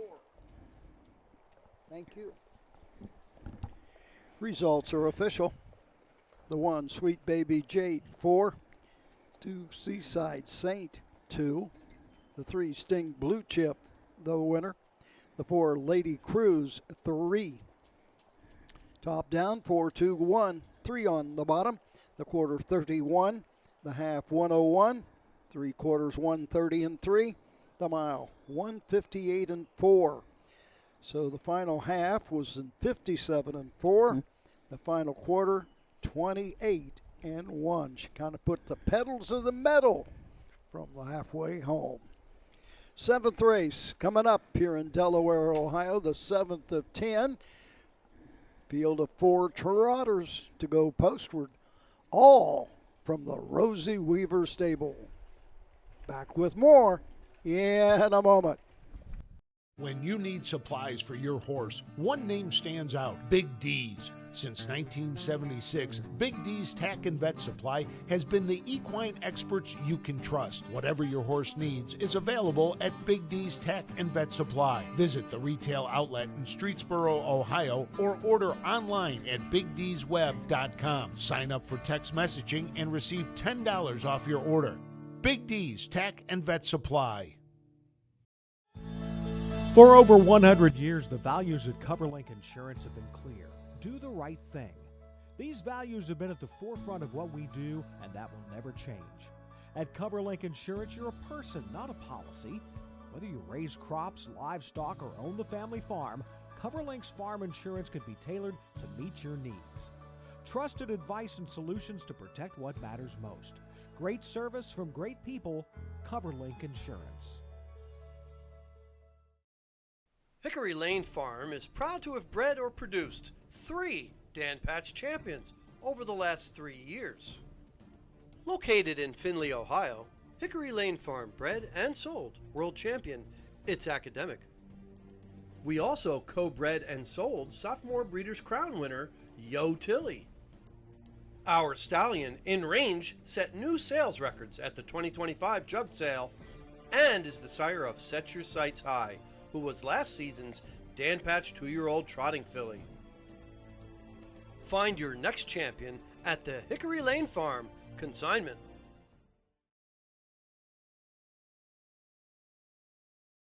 On our broadcast today here on YouTube. Don't forget airtime tonight will probably be about 4:45, 4:50, somewhere in that vicinity from Ottawa. I think they got 15 or 16 tonight and 15 or 16 tomorrow. I can't remember which is which, but lots of racing at Ottawa. And it'll probably be the same at Marion. Probably. Maybe even more. Yeah. I think Marion had the most races last year of any fair. Yeah. So I've announced twice in Ottawa, believe it or not. Oh. The first time, I was announcing someplace else in the afternoon, and Doug Ballinger's told this story every time it comes up. Now, folks, this is back in late 60s, maybe early 70s. I'm not sure what year it was, but things were different. Price of gas was different. Everything was totally different. And I wanted Doug to stand by at Ottawa in case I didn't get there in time. Mm-hmm. Well, I got there in time, but I thought I'll let him announce the first race, Yeah. Don't want the trip to be for nothing. So he announced the first race, and I took off from there.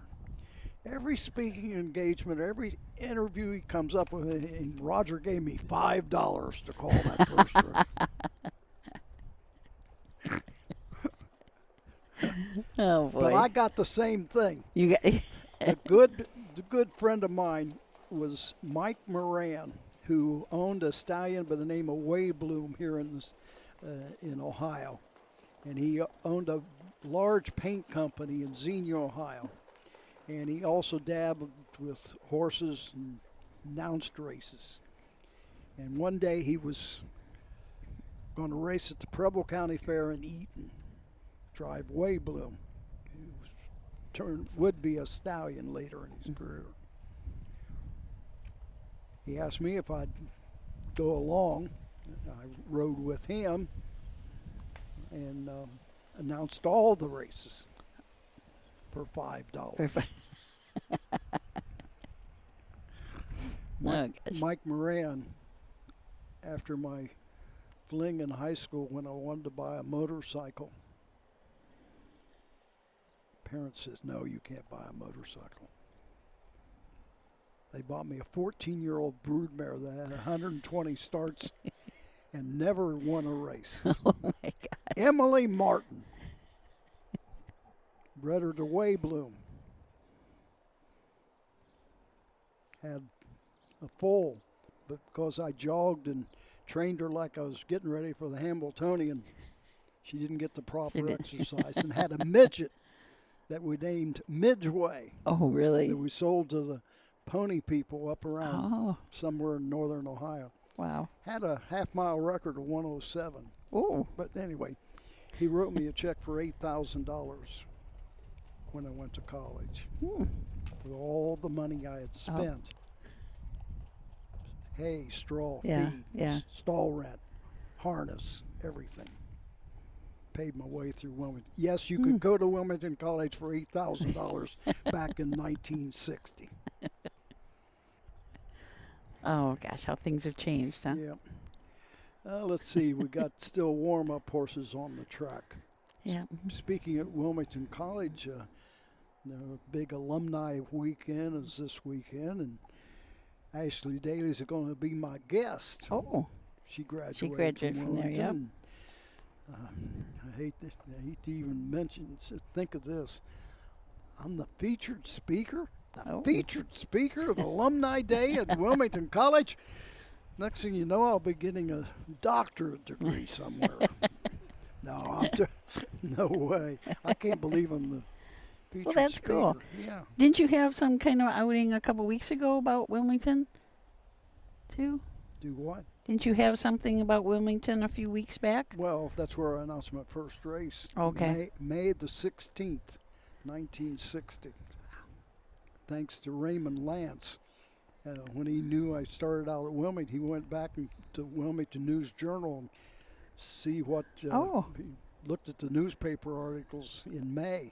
I knew it was in May, but I didn't know the date. Oh, gosh. Yeah, May the 16th, 1960. Ooh.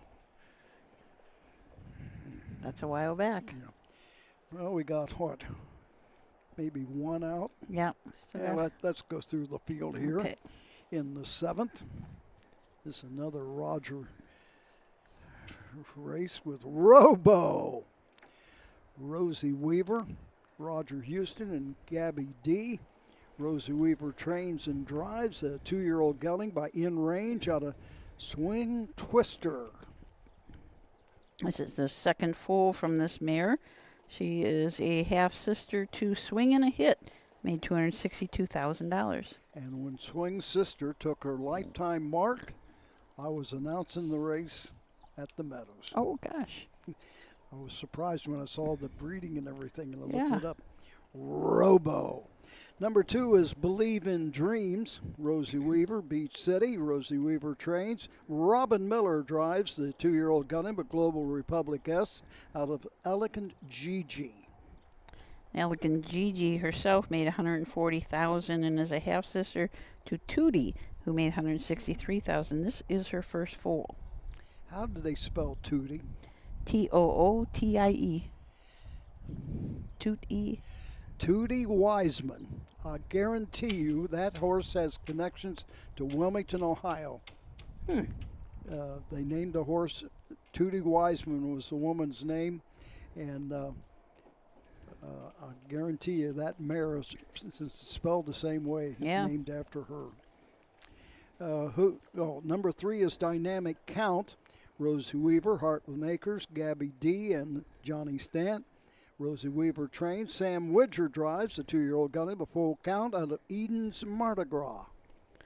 Dynamic Count had a qualifier at Scioto Downs, finished 4th, was back a ways, but still trotted in 2-5, was an Ohio Select sale for $32,000, and is a full brother to Dark Roast, $240,000, and Major Count, almost $100,000. The 4 is What a Gypsy.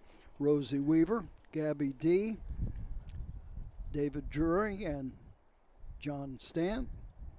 Rosie Weaver trains. Cam McGowan gets a call to drive What a Gypsy by What the Hill out of Gypsy Win, a 2-year-old gelding.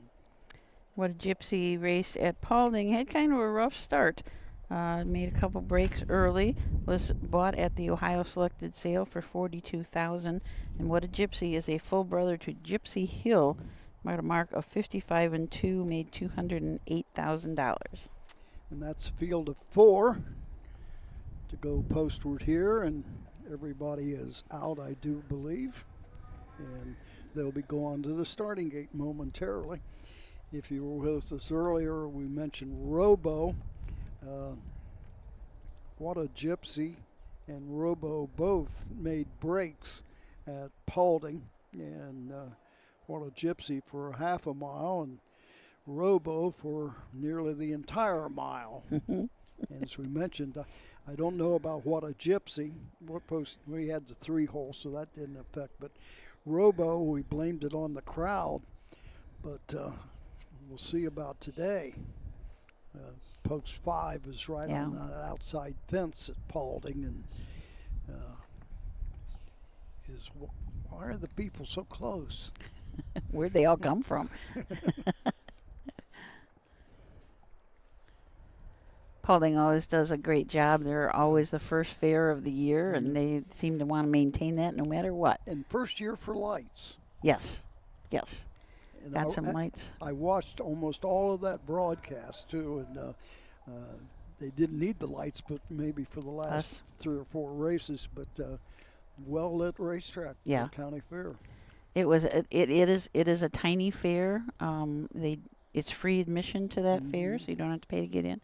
But they are always, Gus Davis and his wife, they are always working on the facilities there. They had a big water leak this winter, and the water main ran under the track, so it just made a mess. And they were going to dig a well on the backside and feed the horse barns out of that well, and they decided not to, so they fixed it, and I understand the track was pretty good. Horses going to the gate for 7th race.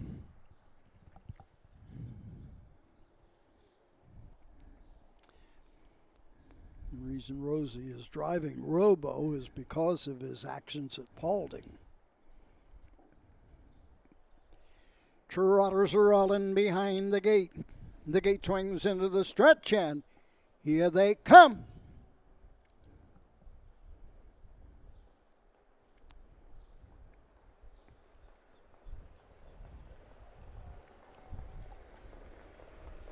They're off and trotting, going right out for the lead. That's Dynamic Count to grab the racetrack.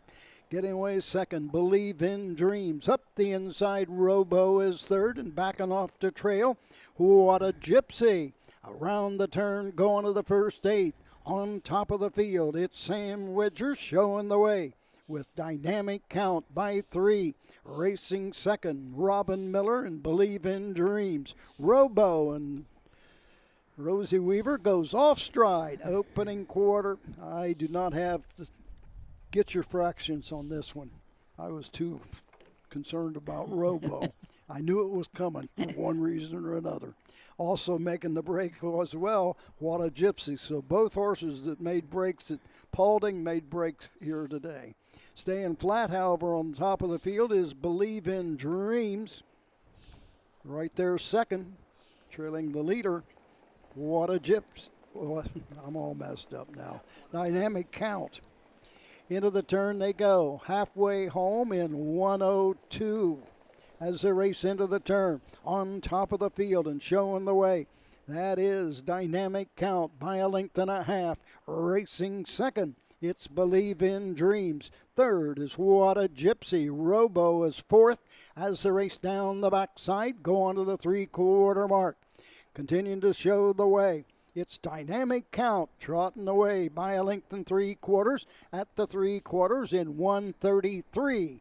Around the final turn, racing second, it is Believe in Dreams. What a Gypsy third. Robo's fourth. We got two different races here in this one. Into the lane they come. The leader, Dynamic Count, been there almost every step. Coming to the outside, Believe in Dreams. It's Dynamic Count with the lead. Believe in Dreams is there second, and here they are. Coming home third will be What a Gypsy, and Robo trots fourth.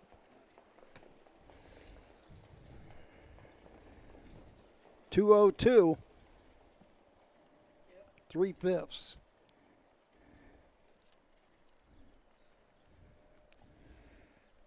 Opening quarter in 31, the half 102, 3/4 133. So the last half, a minute and 3/5. Final quarter 29 and 3. Now let's see who we got here. Dynamic Count was the winner. Believe in Dreams second. What a Gypsy third. And Robo disappointing fourth. This being a qualified, I could tell you exactly what was going on in my mind. And I fell into a different mode. So maybe it wasn't all the crowd. But the one thing that was different, this one, when he made the break there, she couldn't get him back trotting. Right, She he got did back get him trotting, yeah. trotting.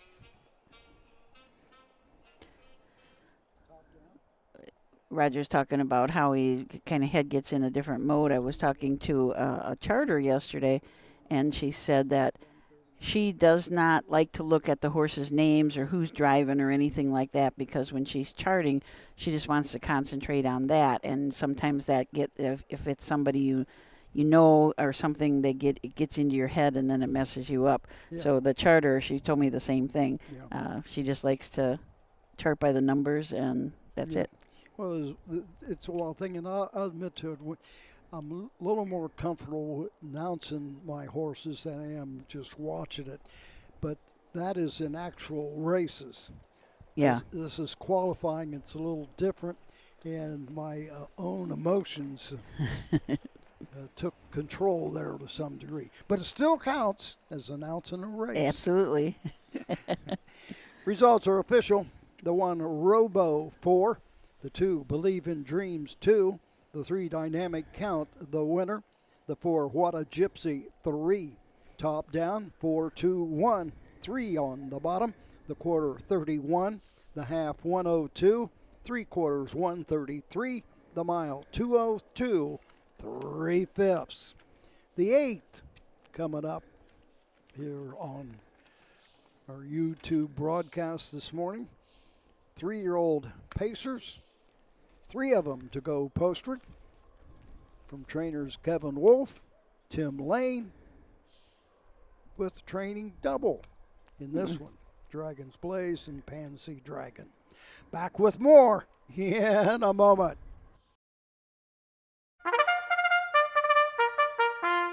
They're often racing in the Southern Valley Colt Circuit.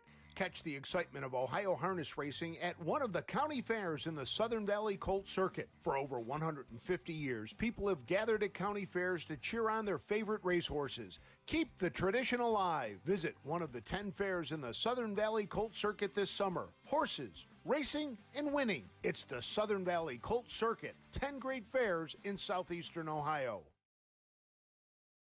The Ohio equine industry needs your help. I'm Scott Mogan, president of the Ohio Harness Horsemen Association. With over 300,000 horses in Ohio, the economic impact of the equine industry in the state is over $2.8 billion. That means jobs that pump millions of dollars into the local economy and support thousands of families. For Ohio's equine industry to remain strong, we need to send a clear message to our legislators about the important role that the agricultural small businesses play in Ohio's economy. To do that, we need your help. PACER, the Political Action Committee for Equine Racing, helps support and inform on issues that could positively affect Ohio harness racing. Please consider a donation to PACER. To donate, visit our website at ohha.com or call 614-221-3650. Your donation will help keep harness racing strong in Ohio. Thank you for your support. Own a little and love it a lot. TheStable.ca is an award-winning fractional ownership operation. Buy as little as 1% of a racehorse and experience 100% of the thrill. TheStable.ca makes ownership easy, accessible, and affordable. Communication and customer service are at the heart of everything we do.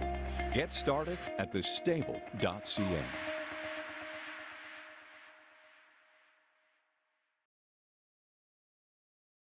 Delaware, Ohio. 8, 9, and 10 remain on today's card, and I believe we're finished with the 2-year-olds. As these are this race is for 3-year-olds, and next we got aged horses, and then the final we got 3 and up trotters to wrap up today's broadcast. And still 98% blue skies here in Delaware, so the weather really hasn't changed. It has warmed up a bit. It's not as cool here in the grandstand as it was earlier this morning. The wind kind of died down a little bit, I think. Yeah. But it is a beautiful day. It turned out. Yeah, you talk of the wind. I looked out there for the flag. So did I. There's no flag. I did the same thing. Where's the flag? Oh. You know, that's on a metal flagpole, and the flagpole is not attached to the infield judges stand roof. The flagpole runs all the way down. Oh. So you have a pole in the middle. Yeah. Now, I think it stops in the announcer's booth. I don't think it goes down to the bottom all the way. But it's more than just a flagpole above the stands. That's odd. When that wind blows, you can hear the chain. Oh. So during fair, are you up there by yourself most of the time, or is somebody up there with you? There's usually at least 2 people. Okay. Whoever's running the timing device sits in the front corner. Oh, okay. I'm in the back corner nearest the top of the stretch, and usually the sound man will sit up there too. And then we have anywhere from, on a daily basis, 10 to 15 other people that come up. When Governor DeWine comes to Delaware, he usually spends about an hour and a half, 2 hours with me up top. But I think we're going to miss Governor DeWine being... Harness racing will miss Governor DeWine. Yeah. Because there's only been one other governor in my lifetime that put harness racing on top. And the other governor really was the gift to harness racing, and that's James A. Rhodes, who was governor at the time when the decision was made to form the Ohio Sire Stakes. Dick Brandt, I believe, was the president of the Ohio Horsemen's Association, maybe at that time. And he was one of the officers I know. And he cornered Governor Rhodes back in the paddock. Oh, Governor Rhodes would go everywhere. Back in the paddock, and they were standing up on the fence. They were near the draw gate, and Brandt was giving him information about what they were proposing for Ohio Sire Stakes. He says, I cannot make a decision until I talk to my number one harness man. Brandt didn't ask him who it was. But about 10 minutes later, Delvin Miller showed up. Oh. And Delvin said, it will be a great idea. And that's all Delvin had to say. I'll be darned. And that's how, there's a lot of stories, but I know that to be factual. Wow. That's very interesting, especially this year as we're celebrating the 50th anniversary of the Ohio Sire Stakes. So that's pretty cool. That's a neat story.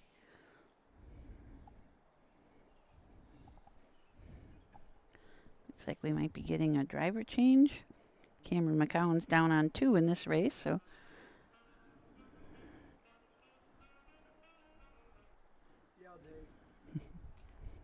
see who is going to. Sam Widger will drive the 3, Pansy Dragon.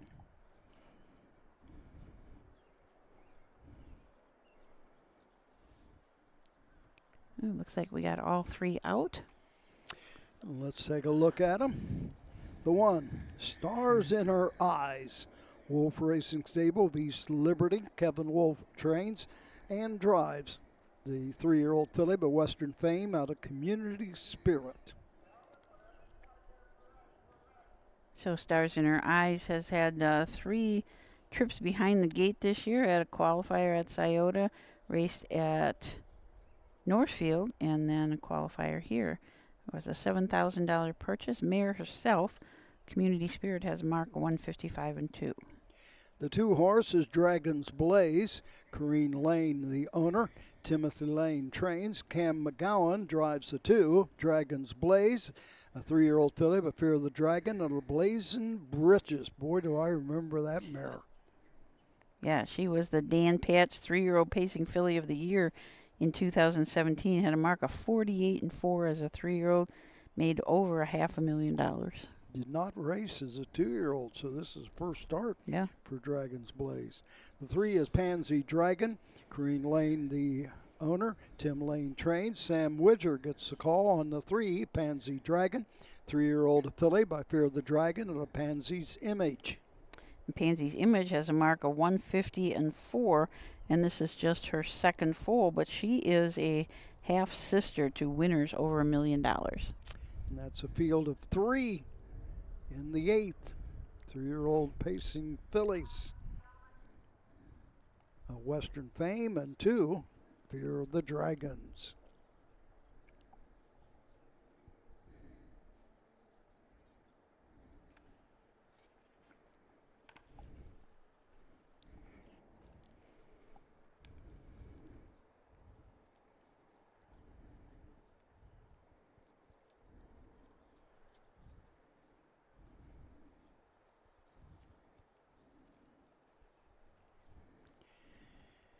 Three-year-old filly pacers are all in behind the gate. The gate swings into the stretch, and here they come.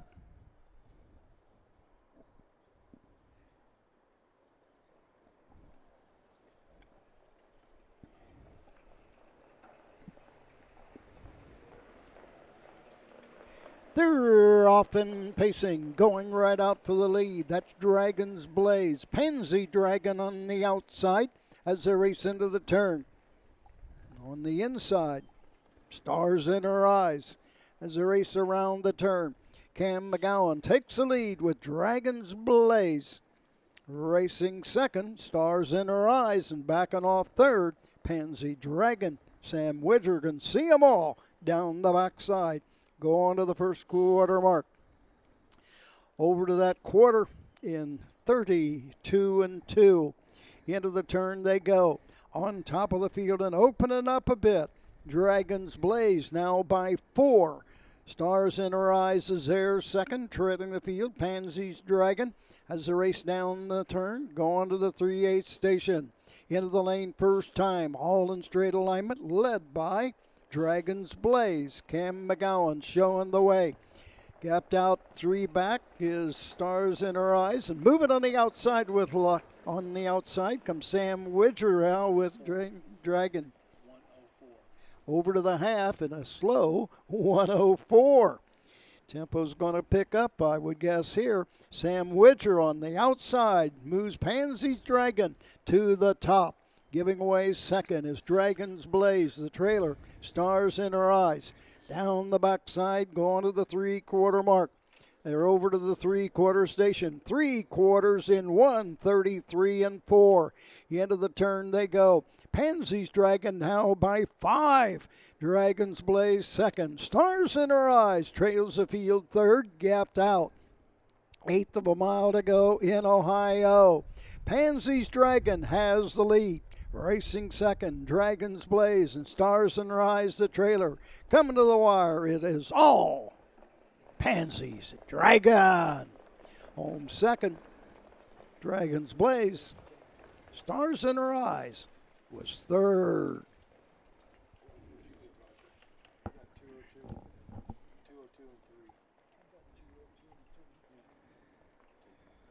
.202, 3/5. Quarter, 32-2.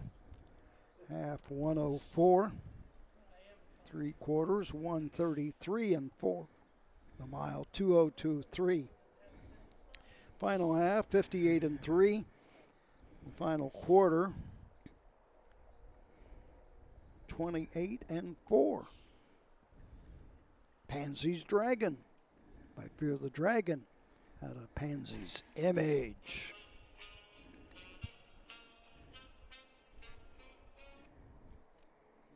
As we said before, Pansy's Dragon, this is only the second foal from this mare, Pansy's Image, but she had a nice mark, 150-4.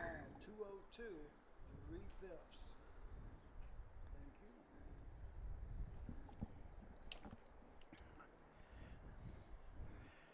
Results are official.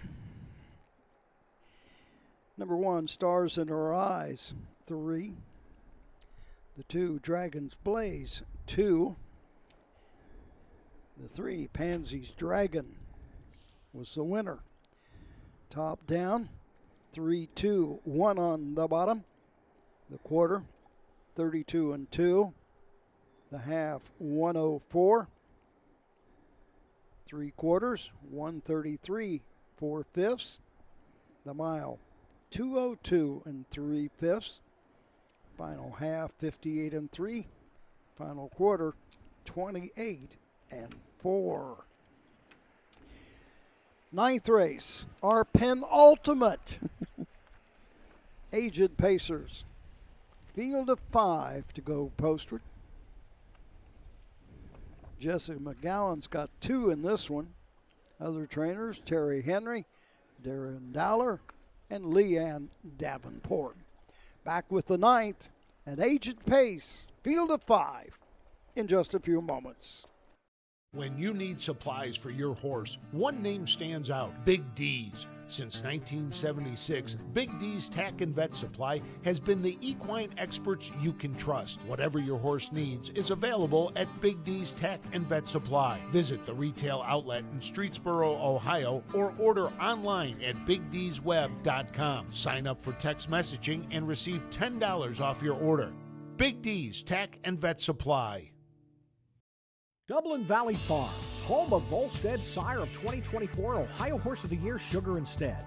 Also standing at Dublin Valley Farms, Slay, a promising young son of Chapter 7 and Coach K Hanover by world record holder Walner. Looking for your next winner? Dublin Valley Farms and our clients are offering an exciting lineup of yearlings with current and fashionable pedigrees. Available at public auctions this year. Backed by a team that cares, Dublin Valley Farms, Fredericksburg, Ohio. Hi, I'm Dean Gillespie, and I want to tell you about the Ohio Colt Racing Association. There's 19 member fairs, and they sponsor the Partial Futurity in Greenville, Ohio. You need to race in the OCRA. Great racetracks, great people. Bring the kids and come out to the fair, and remember, fair time is fun time.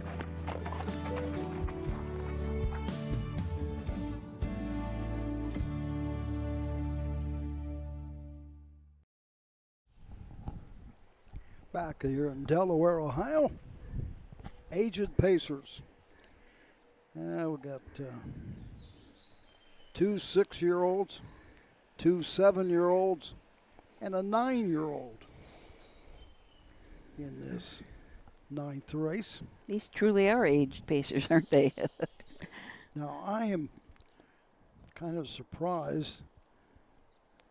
Got a horse warming up, but I got a feeling that horse is not even in the qualies. Right, probably. Maybe he's going to school. I saw after we were done last week that Mike schooled some of the horses. So, speaking of Mike, he is our sponsor for the passport program this year. So, you guys are out at a fair, make sure you stop up by the broadcast area and get your passports. We have included a couple other places. We included the Next Generation, Super Night, I think I can't remember what else, but there's a few other opportunities. And we're going to pay out some extra prizes so you don't have to wait until all the way at the end of the season. We have some really cool poker chips that we have been giving out with Horses of the Year on them for the past, I think, 3 or 4 years. So we've got some of those. So if you attend 10 fairs, you can get one of those poker chips. If you attend 20 fairs, you get a deck of cards that has all the divisional winners on them. So you go to 20 fairs, you can have cards and poker chips. So we've got some fun stuff. Like I said, not going to make you wait until the whole end of the year before you can get some prizes. So make sure you stop by the broadcast area and pick up that passport. Did I misunderstand you that you can get prizes throughout the year? Yes, if you attend when you get to 10 fairs, everybody that gets to 10 gets a poker chip. Gets a poker chip. Yep. If they pick it up. Yes. And then what's the next one? Deck of playing cards at 20. So, boy, you got that many decks of cards? I hope so. Poker chips? I hope so. And at 30, you get a T-shirt, and at 40, you get a hoodie, and then the rest is the big prize for whoever wins. You know it's going to back off as you get higher. Yes. And that's why poker chips and the deck of cards, because if I remember correctly, those is what you give away at the banquet. Mm-hmm. So these are leftovers. Yep, we got some left over. You're clearing out.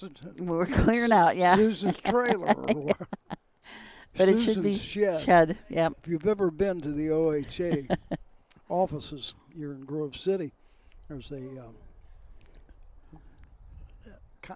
I always refer them to as Amish-made sheds. Yeah. Yep. I mean, I don't know that this was made by the Amish, but anyway, so people will understand what I mean. And it's got a sign on it. Susan's, what is it? She shed. Yeah. She shed. When we first put that up, we said, "Oh, we'll have lots of room for stuff." Doggone, it is full already. It was full 2 years ago. Yes. Yeah. Well, we have, we take along stuff to Equine Affair and FFA convention and stuff. We have interactive things. We have a bandaging station and bones and the race bike. Where do you stand the simulator or whatever you want to call it? Get on the sulky and. Yeah, that's in the shed. In the shed. Yep. Yep. And the bike and the stand for that are in the shed. Yeah, we should have built a bigger shed, thinking, you didn't think so in the beginning. Is the video still the race that we put together at Northfield? Yes. Yes. That was, it is a half, the simulator, it is a half-mile race. And we did that on purpose simply because sometimes we get 20 people in line waiting. So this cut down on the time, the amount. And nobody that's sitting in there really realizes that it's just a half-mile race, that it's shorter than it would be. Would you cut out part of the middle, or did you show the start? No, remember we staged that. We only did the half. Oh, we did? Yeah, we only did a half mile. Oh, really? It was after qualifiers one day up at Northfield, It and was at Northfield. yeah, we just specifically did the half mile. But people still, oh gosh, the FFA kids, that's what's really fun. They sit up there and they're, of course, when all their friends are around edging them on, they're yelling and screaming and jumping. And I think they videotaped me once at the Equine Affair, I believe. It was an experience even for me, and I'd sat in a race bike and driven, but it was an experience. The Hall of Fame in Goshen has a simulator, and I mean it's a simulator because your seat going into the turn, you're sitting there on a regular platform, but the seat raises up, up on the right-hand side as you go into the turns, and then it comes back down. And there's times when you it's rough. Yeah. It has a vibration all the way through it. But the one that gets everybody is going down the backside of the 3/4. It's a mile long. Is when the shoe comes off the horse in front of you, and that shoe goes right by your helmet. Yeah. Yep. Yeah, that's a pretty neat. That was a race place. We simulated at Goshen. Freehold. And I'm talking, this had to be 15 years ago. Oh, yeah. Oh, yeah. These horses going to the gate. We're not talking the older horses as much here, but B. Vanish is a 8-year-old by Better's Delight, 8 of 99 lifetime, 155. Racing Rampage won last week, 55-3, final quarter 27. Cousin Louie. One start this year, was 7th in the Signature Series at Paulding. Creekside Johnny has first start of the year. Hasn't raced since December 6th, but finished up the year with 3 in a row in Ohio. And P.J. Lou, second, here at Delaware last week in 56.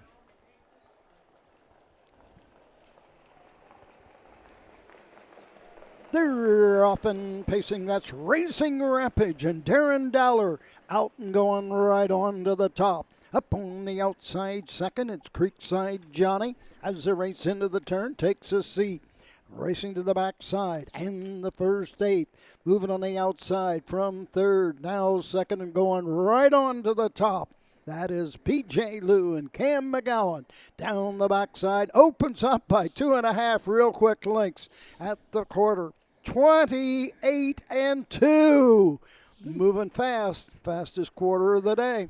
28-2. Opening panel. On top, P.J. Lou leads the way by a length and 3/4. Racing second. Racing Rampage. Racing third. That is Creekside Johnny. As a race into the lane first time. Coming to the halfway point. Racing fourth. It's Cousin Louie at the halfway station in 57 flat. The end of the turn they go. On top of the field and showing the way, but now trailing the field, that is B. Vanish. On to the backside, 2 different horse races going on in this one. On top of the field, Dance Cam McGowan, and P.J. Lou leads by a length and 1/4. Racing Rampage is right there second, ready to challenge. Third is Creekside Johnny at the 3/4. 125-2 as they're motoring now. Coming to the outside, Racing Rampage now second on the outside, and after the leader, P.J. Lou. 1/8 of a mile to go. Up the inside, Sam Widger, Creekside Johnny coming home. On top of the field, Racing Rampage. A final surge on the outside, grabs the racetrack. Racing Rampage. Home second, P.J. Lou. Third, Creekside Johnny. B. Vanish was fourth, and finishing 5th, Cousin Louie.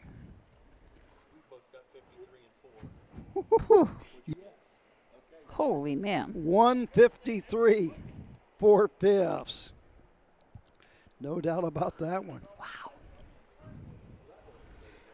Wow. So you got, let me see your quarters. Oh, sorry. 28-2, 57, 125-2. So final half, 56-4. The final quarter, 28-2.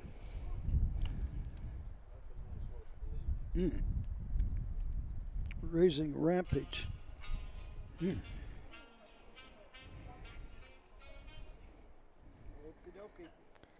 That was quite a mile there. PJ Lou cut out the fractions, and Racing Rampage just kind of tipped out around the last turn and went on and won 53-4. Definitely our fastest race of the day, fastest race of 2 weeks here at Qualifiers at Delaware.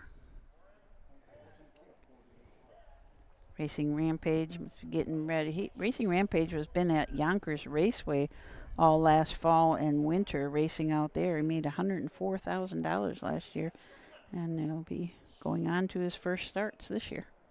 They picked this one up at a sale or ongate.com or somewhere, because I'm sure Dollar didn't own the horse racing at Yonkers. Yeah, I'm not sure. I thought that he... Let's see if I can find that out. Quite a mile. The one horse, B Vanish, he hasn't raced since 2024. So he had his last start was August 16th of 24. Thank you, Roger. So it must be the high chair. Yeah, if you're sitting in a high chair, you drop things. Susan's in a high chair. I sat in a high chair last week, dropped a stopwatch, lost the stem on my stopwatch, dropped my phone. The only thing I didn't drop was the binoculars last year. I'm sitting at a table in a regular chair this time. Results are official. B Vanish 4, Racing Rampage the winner, Cousin Louie 5, Creekside Johnny 3, PJ Lou 2. Top down, 4-1-5, 3-2 on the bottom. The quarter 28-2, the half 57, 3 quarters 125-2, the mile 153, 4 fifths, fastest of the day, and the 2-day qualifying sessions last week and this week. Last week I think fastest was 55 and something. Yeah, I think that was Racing Rampage, 55-3. 10th race coming up, 3 and up trotters. 3 of them to go postward in the 10th. The getaway feature. Back with more in a moment. At Ohio State's Galbraith Equine Center, our veterinary champions are here for your champions 24/7, 365 days a year, providing advanced specialty care for sports horses from all stages and disciplines. Our expert team of boarded surgeons and sports medicine and rehabilitation specialists, together with veterinary cardiologists, internal medicine, and ophthalmologists, make our hospital your best resource for all sports horse performance issues. The Ohio State Veterinary Medical Center's Galbraith Equine Hospital. Call us today at 614-292-6661. Who feeds your need for new ideas for your family's best farm future? Ohio Farm Bureau. We work with our members to shape ag policy that will positively impact our industry. Farm Bureau is advancing business solutions to give you a competitive advantage.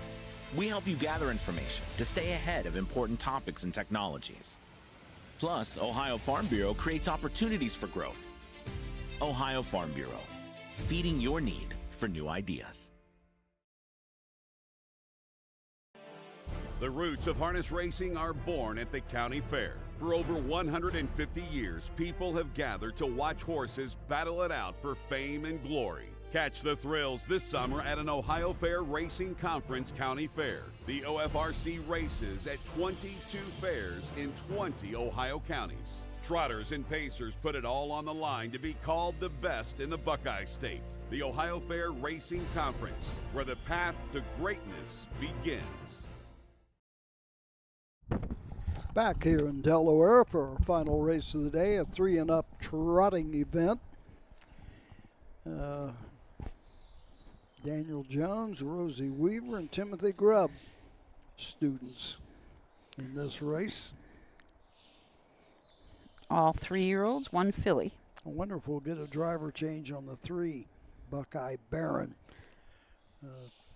Tyler Rush didn't drive the one he was down on earlier today, so Have to wait and see if we get a phone call from Dave Stats or we pick it up when they come to the track themselves. Got DWB Racing Stable. Racing Rampage has been owned by Darren Dowler and Larry Bettler since he was bought as a yearling. Really? Travis Alexander trained him for us out east. Now, I thought that they had owned him because they raced him in the Sire Stakes and everything. Oh, really? Yeah. So he's. Well, you got a better read of me. I was just thinking it was just all different. Yeah, I remember him. So like we said, he was racing out at Yonkers. There's some. I'd like to know the story on B Vanish, why it hasn't raced for 2 years. They said that horse raced in last September in 24 was the last time that it raced. What kind of a line? Race here at Delaware. Yeah, I mean. Finished 10th. 27 lengths back. Chris Page drove for Terry Henry. So the same trainer still got him. So they must have something must have happened and had some time off. Does that last start stand out as a bad effort? Well, the start before that, he pulled up and did not finish. Yeah. So you wonder. Might be some signs of problems Yeah. to develop. Has had 99 lifetime starts. So if it gets back to the race, it's going to get its 100th lifetime start. 1 out, 2 to go. Rosie is on the track.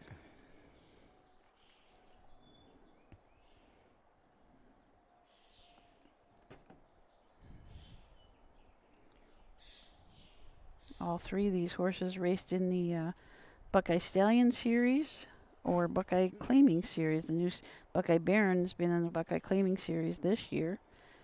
The other two raced in the Buckeye Stallion Series, or Ann instead as a 2-year-old, and Mogul Maverick, the Buckeye Stallion Series, as a 3-year-old. I don't know whether you noticed it or not, but the horses that Rosie Weaver chose to drive today are usually horses that made breaks. Yes.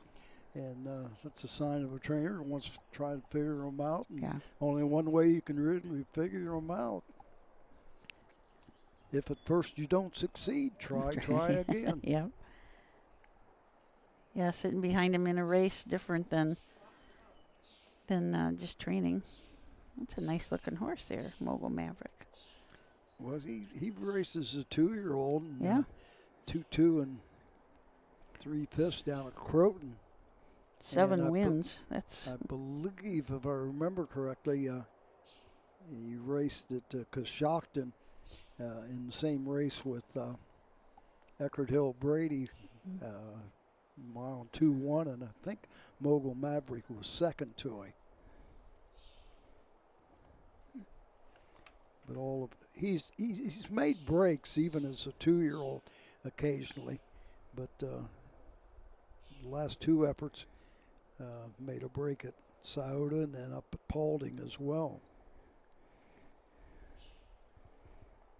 I know one thing, he was the fastest when they first raced at Bell Fountain, if I remember correctly, in the Buckeye Stallion Series last year. I think he had the fastest of the 4 divisions. Bucyrus. Was it Bucyrus? Bucyrus had Did I the say Bell Stallions, Fountain? yeah. Always did get those 2 places mixed up. Well, let's see here. We got the one, and instead, Michelle Brown and Dwayne Lowry. Daniel Jones trains. Sam Widger drives. 3-year-old filly, Volstead of Annie Oaks. Just having a couple qualifiers this year, made a break last start out here at Delaware, made a break behind the gate. So we'll see if it can stay flat today. 2 is Mogul Maverick, Rosie Weaver, Elroy Rose Farms, T. Gentry, and S. Weingartner. Rosie Weaver trains and drives. 3-year-old got him at What the Hill. It'll glide my way. Mogul Mavericks had a few starts this year. Had a nice qualifier, qualified in 2-3, but then made a break at Northfield. Came down to Scioto in the Buckeye Stallion Series and did trot in 2 minutes flat, but didn't get a check. And by the way, Mogul Maverick and Rosie Weaver drives. The 3 is Buckeye Baron, and the driver is Tyler Rush. Harold Botter and Chris Page are the owners. Timothy Grubb trains. Tyler Rush is the driver. Buckeye Barons had last 2 starts have been in the new Buckeye Claiming Series, but unfortunately made breaks around a quarter pole each time. And this is by Long Tom out of Franny's Ridge. 3 of them. Is Tyler Rush working for Tim Grubb? Ron Steck. Oh, okay. You note the part owner. I don't know how many horses Chris Page now owns, but I think Tim Grubb is the trainer on all of them. A few years back, he just had like 1, and he was training it himself here. But you get a few more, you don't have time to train with the schedule he takes. I think Chris owns a few of the horses that Ron Burke has, or part owner. You know. I know he's definitely owns more than just 1 horse. Yeah. Horse approaching the starting gate for our 10th and final of the day and final qualifying race for 2026 in Delaware, Ohio. There's our girl sitting over there. Yep. Ashley's going to have a long day. Was here early, I'm sure, identifying, and then going to Ottawa tonight. Here they come. She is yawning.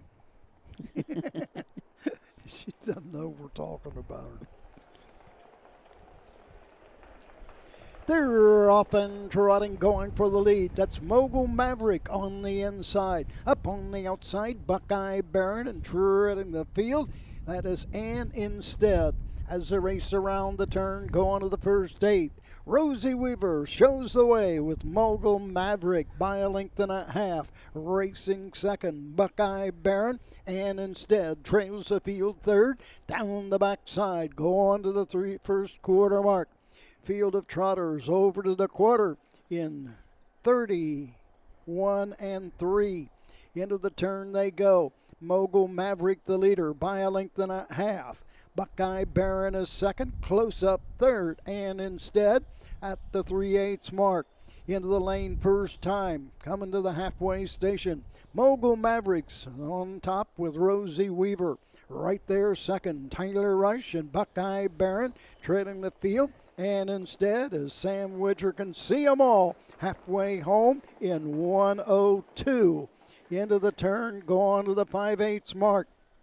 Continuing to show the way. Mogul Maverick leads now by 2.5. Racing second, Buckeye Baron trailing the field, and Instead as they race down the backside. Tipping to the outside. Here comes Buckeye Baron on the move on the outside. After the leader, Mogul Maverick, go on to the 3/4 mark. They reach the 3/4 in 1:32 and 3. Midway around the turn, Mogul Maverick the leader on the outside. Buckeye Baron closing second, racing third, and Instead. They've got an 1/8 of a mile to go in Ohio. Mogul Maverick has the lead on the outside. Buckeye Baron second through the stretch. Mogul Maverick, Buckeye Baron on the outside. Third is Ann Instead. Mogul Maverick on the inside prevails.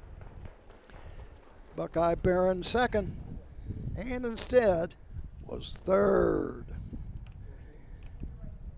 202 flat. 202 flat. All 3 watches right on the nose, which is a rarity. Opening quarter, 31 and 3. 102. 132 and 3. Final half, a minute. Final quarter, 29 and 2. I told you that Mogul Maverick, he can trot him. So Rosie drove and gets the win. Is that the first time has Rosie driven her in this year? Yeah. Yeah, in the qualifier Yeah. at Northfield. Oh, boy. Somebody just asked, when is Eckerd Hill Brady racing next? I think Marion, whenever the 3-year-old trot is. When do they race at Marion? Sunday and Monday? Sunday and Monday, yeah. I think the 3-year-old trot's on Monday. I might be wrong, though.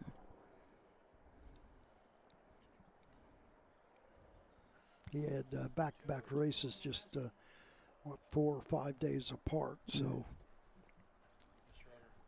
See. Take care. Thanks to our timers. They are bugging out right now. Roger's getting the official rundown.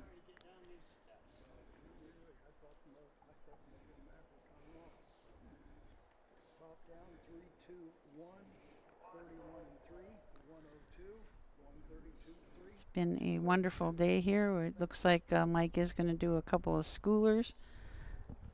So. Well, guess what? I told you about that angle here. Mm-hmm. I just fell off the limb. Oh. We had the first two mixed up? Yeah, Buckeye Barron got up in the final stride. So, I thought I could read the angle, but I didn't. We're quite a ways off. Results are official. The 1, Ann Instead, 3. The 2, Mogul Maverick, 2. The 3, Buckeye Barron, the winner. Top down, 3, 2, 1. Quarter, 31-3.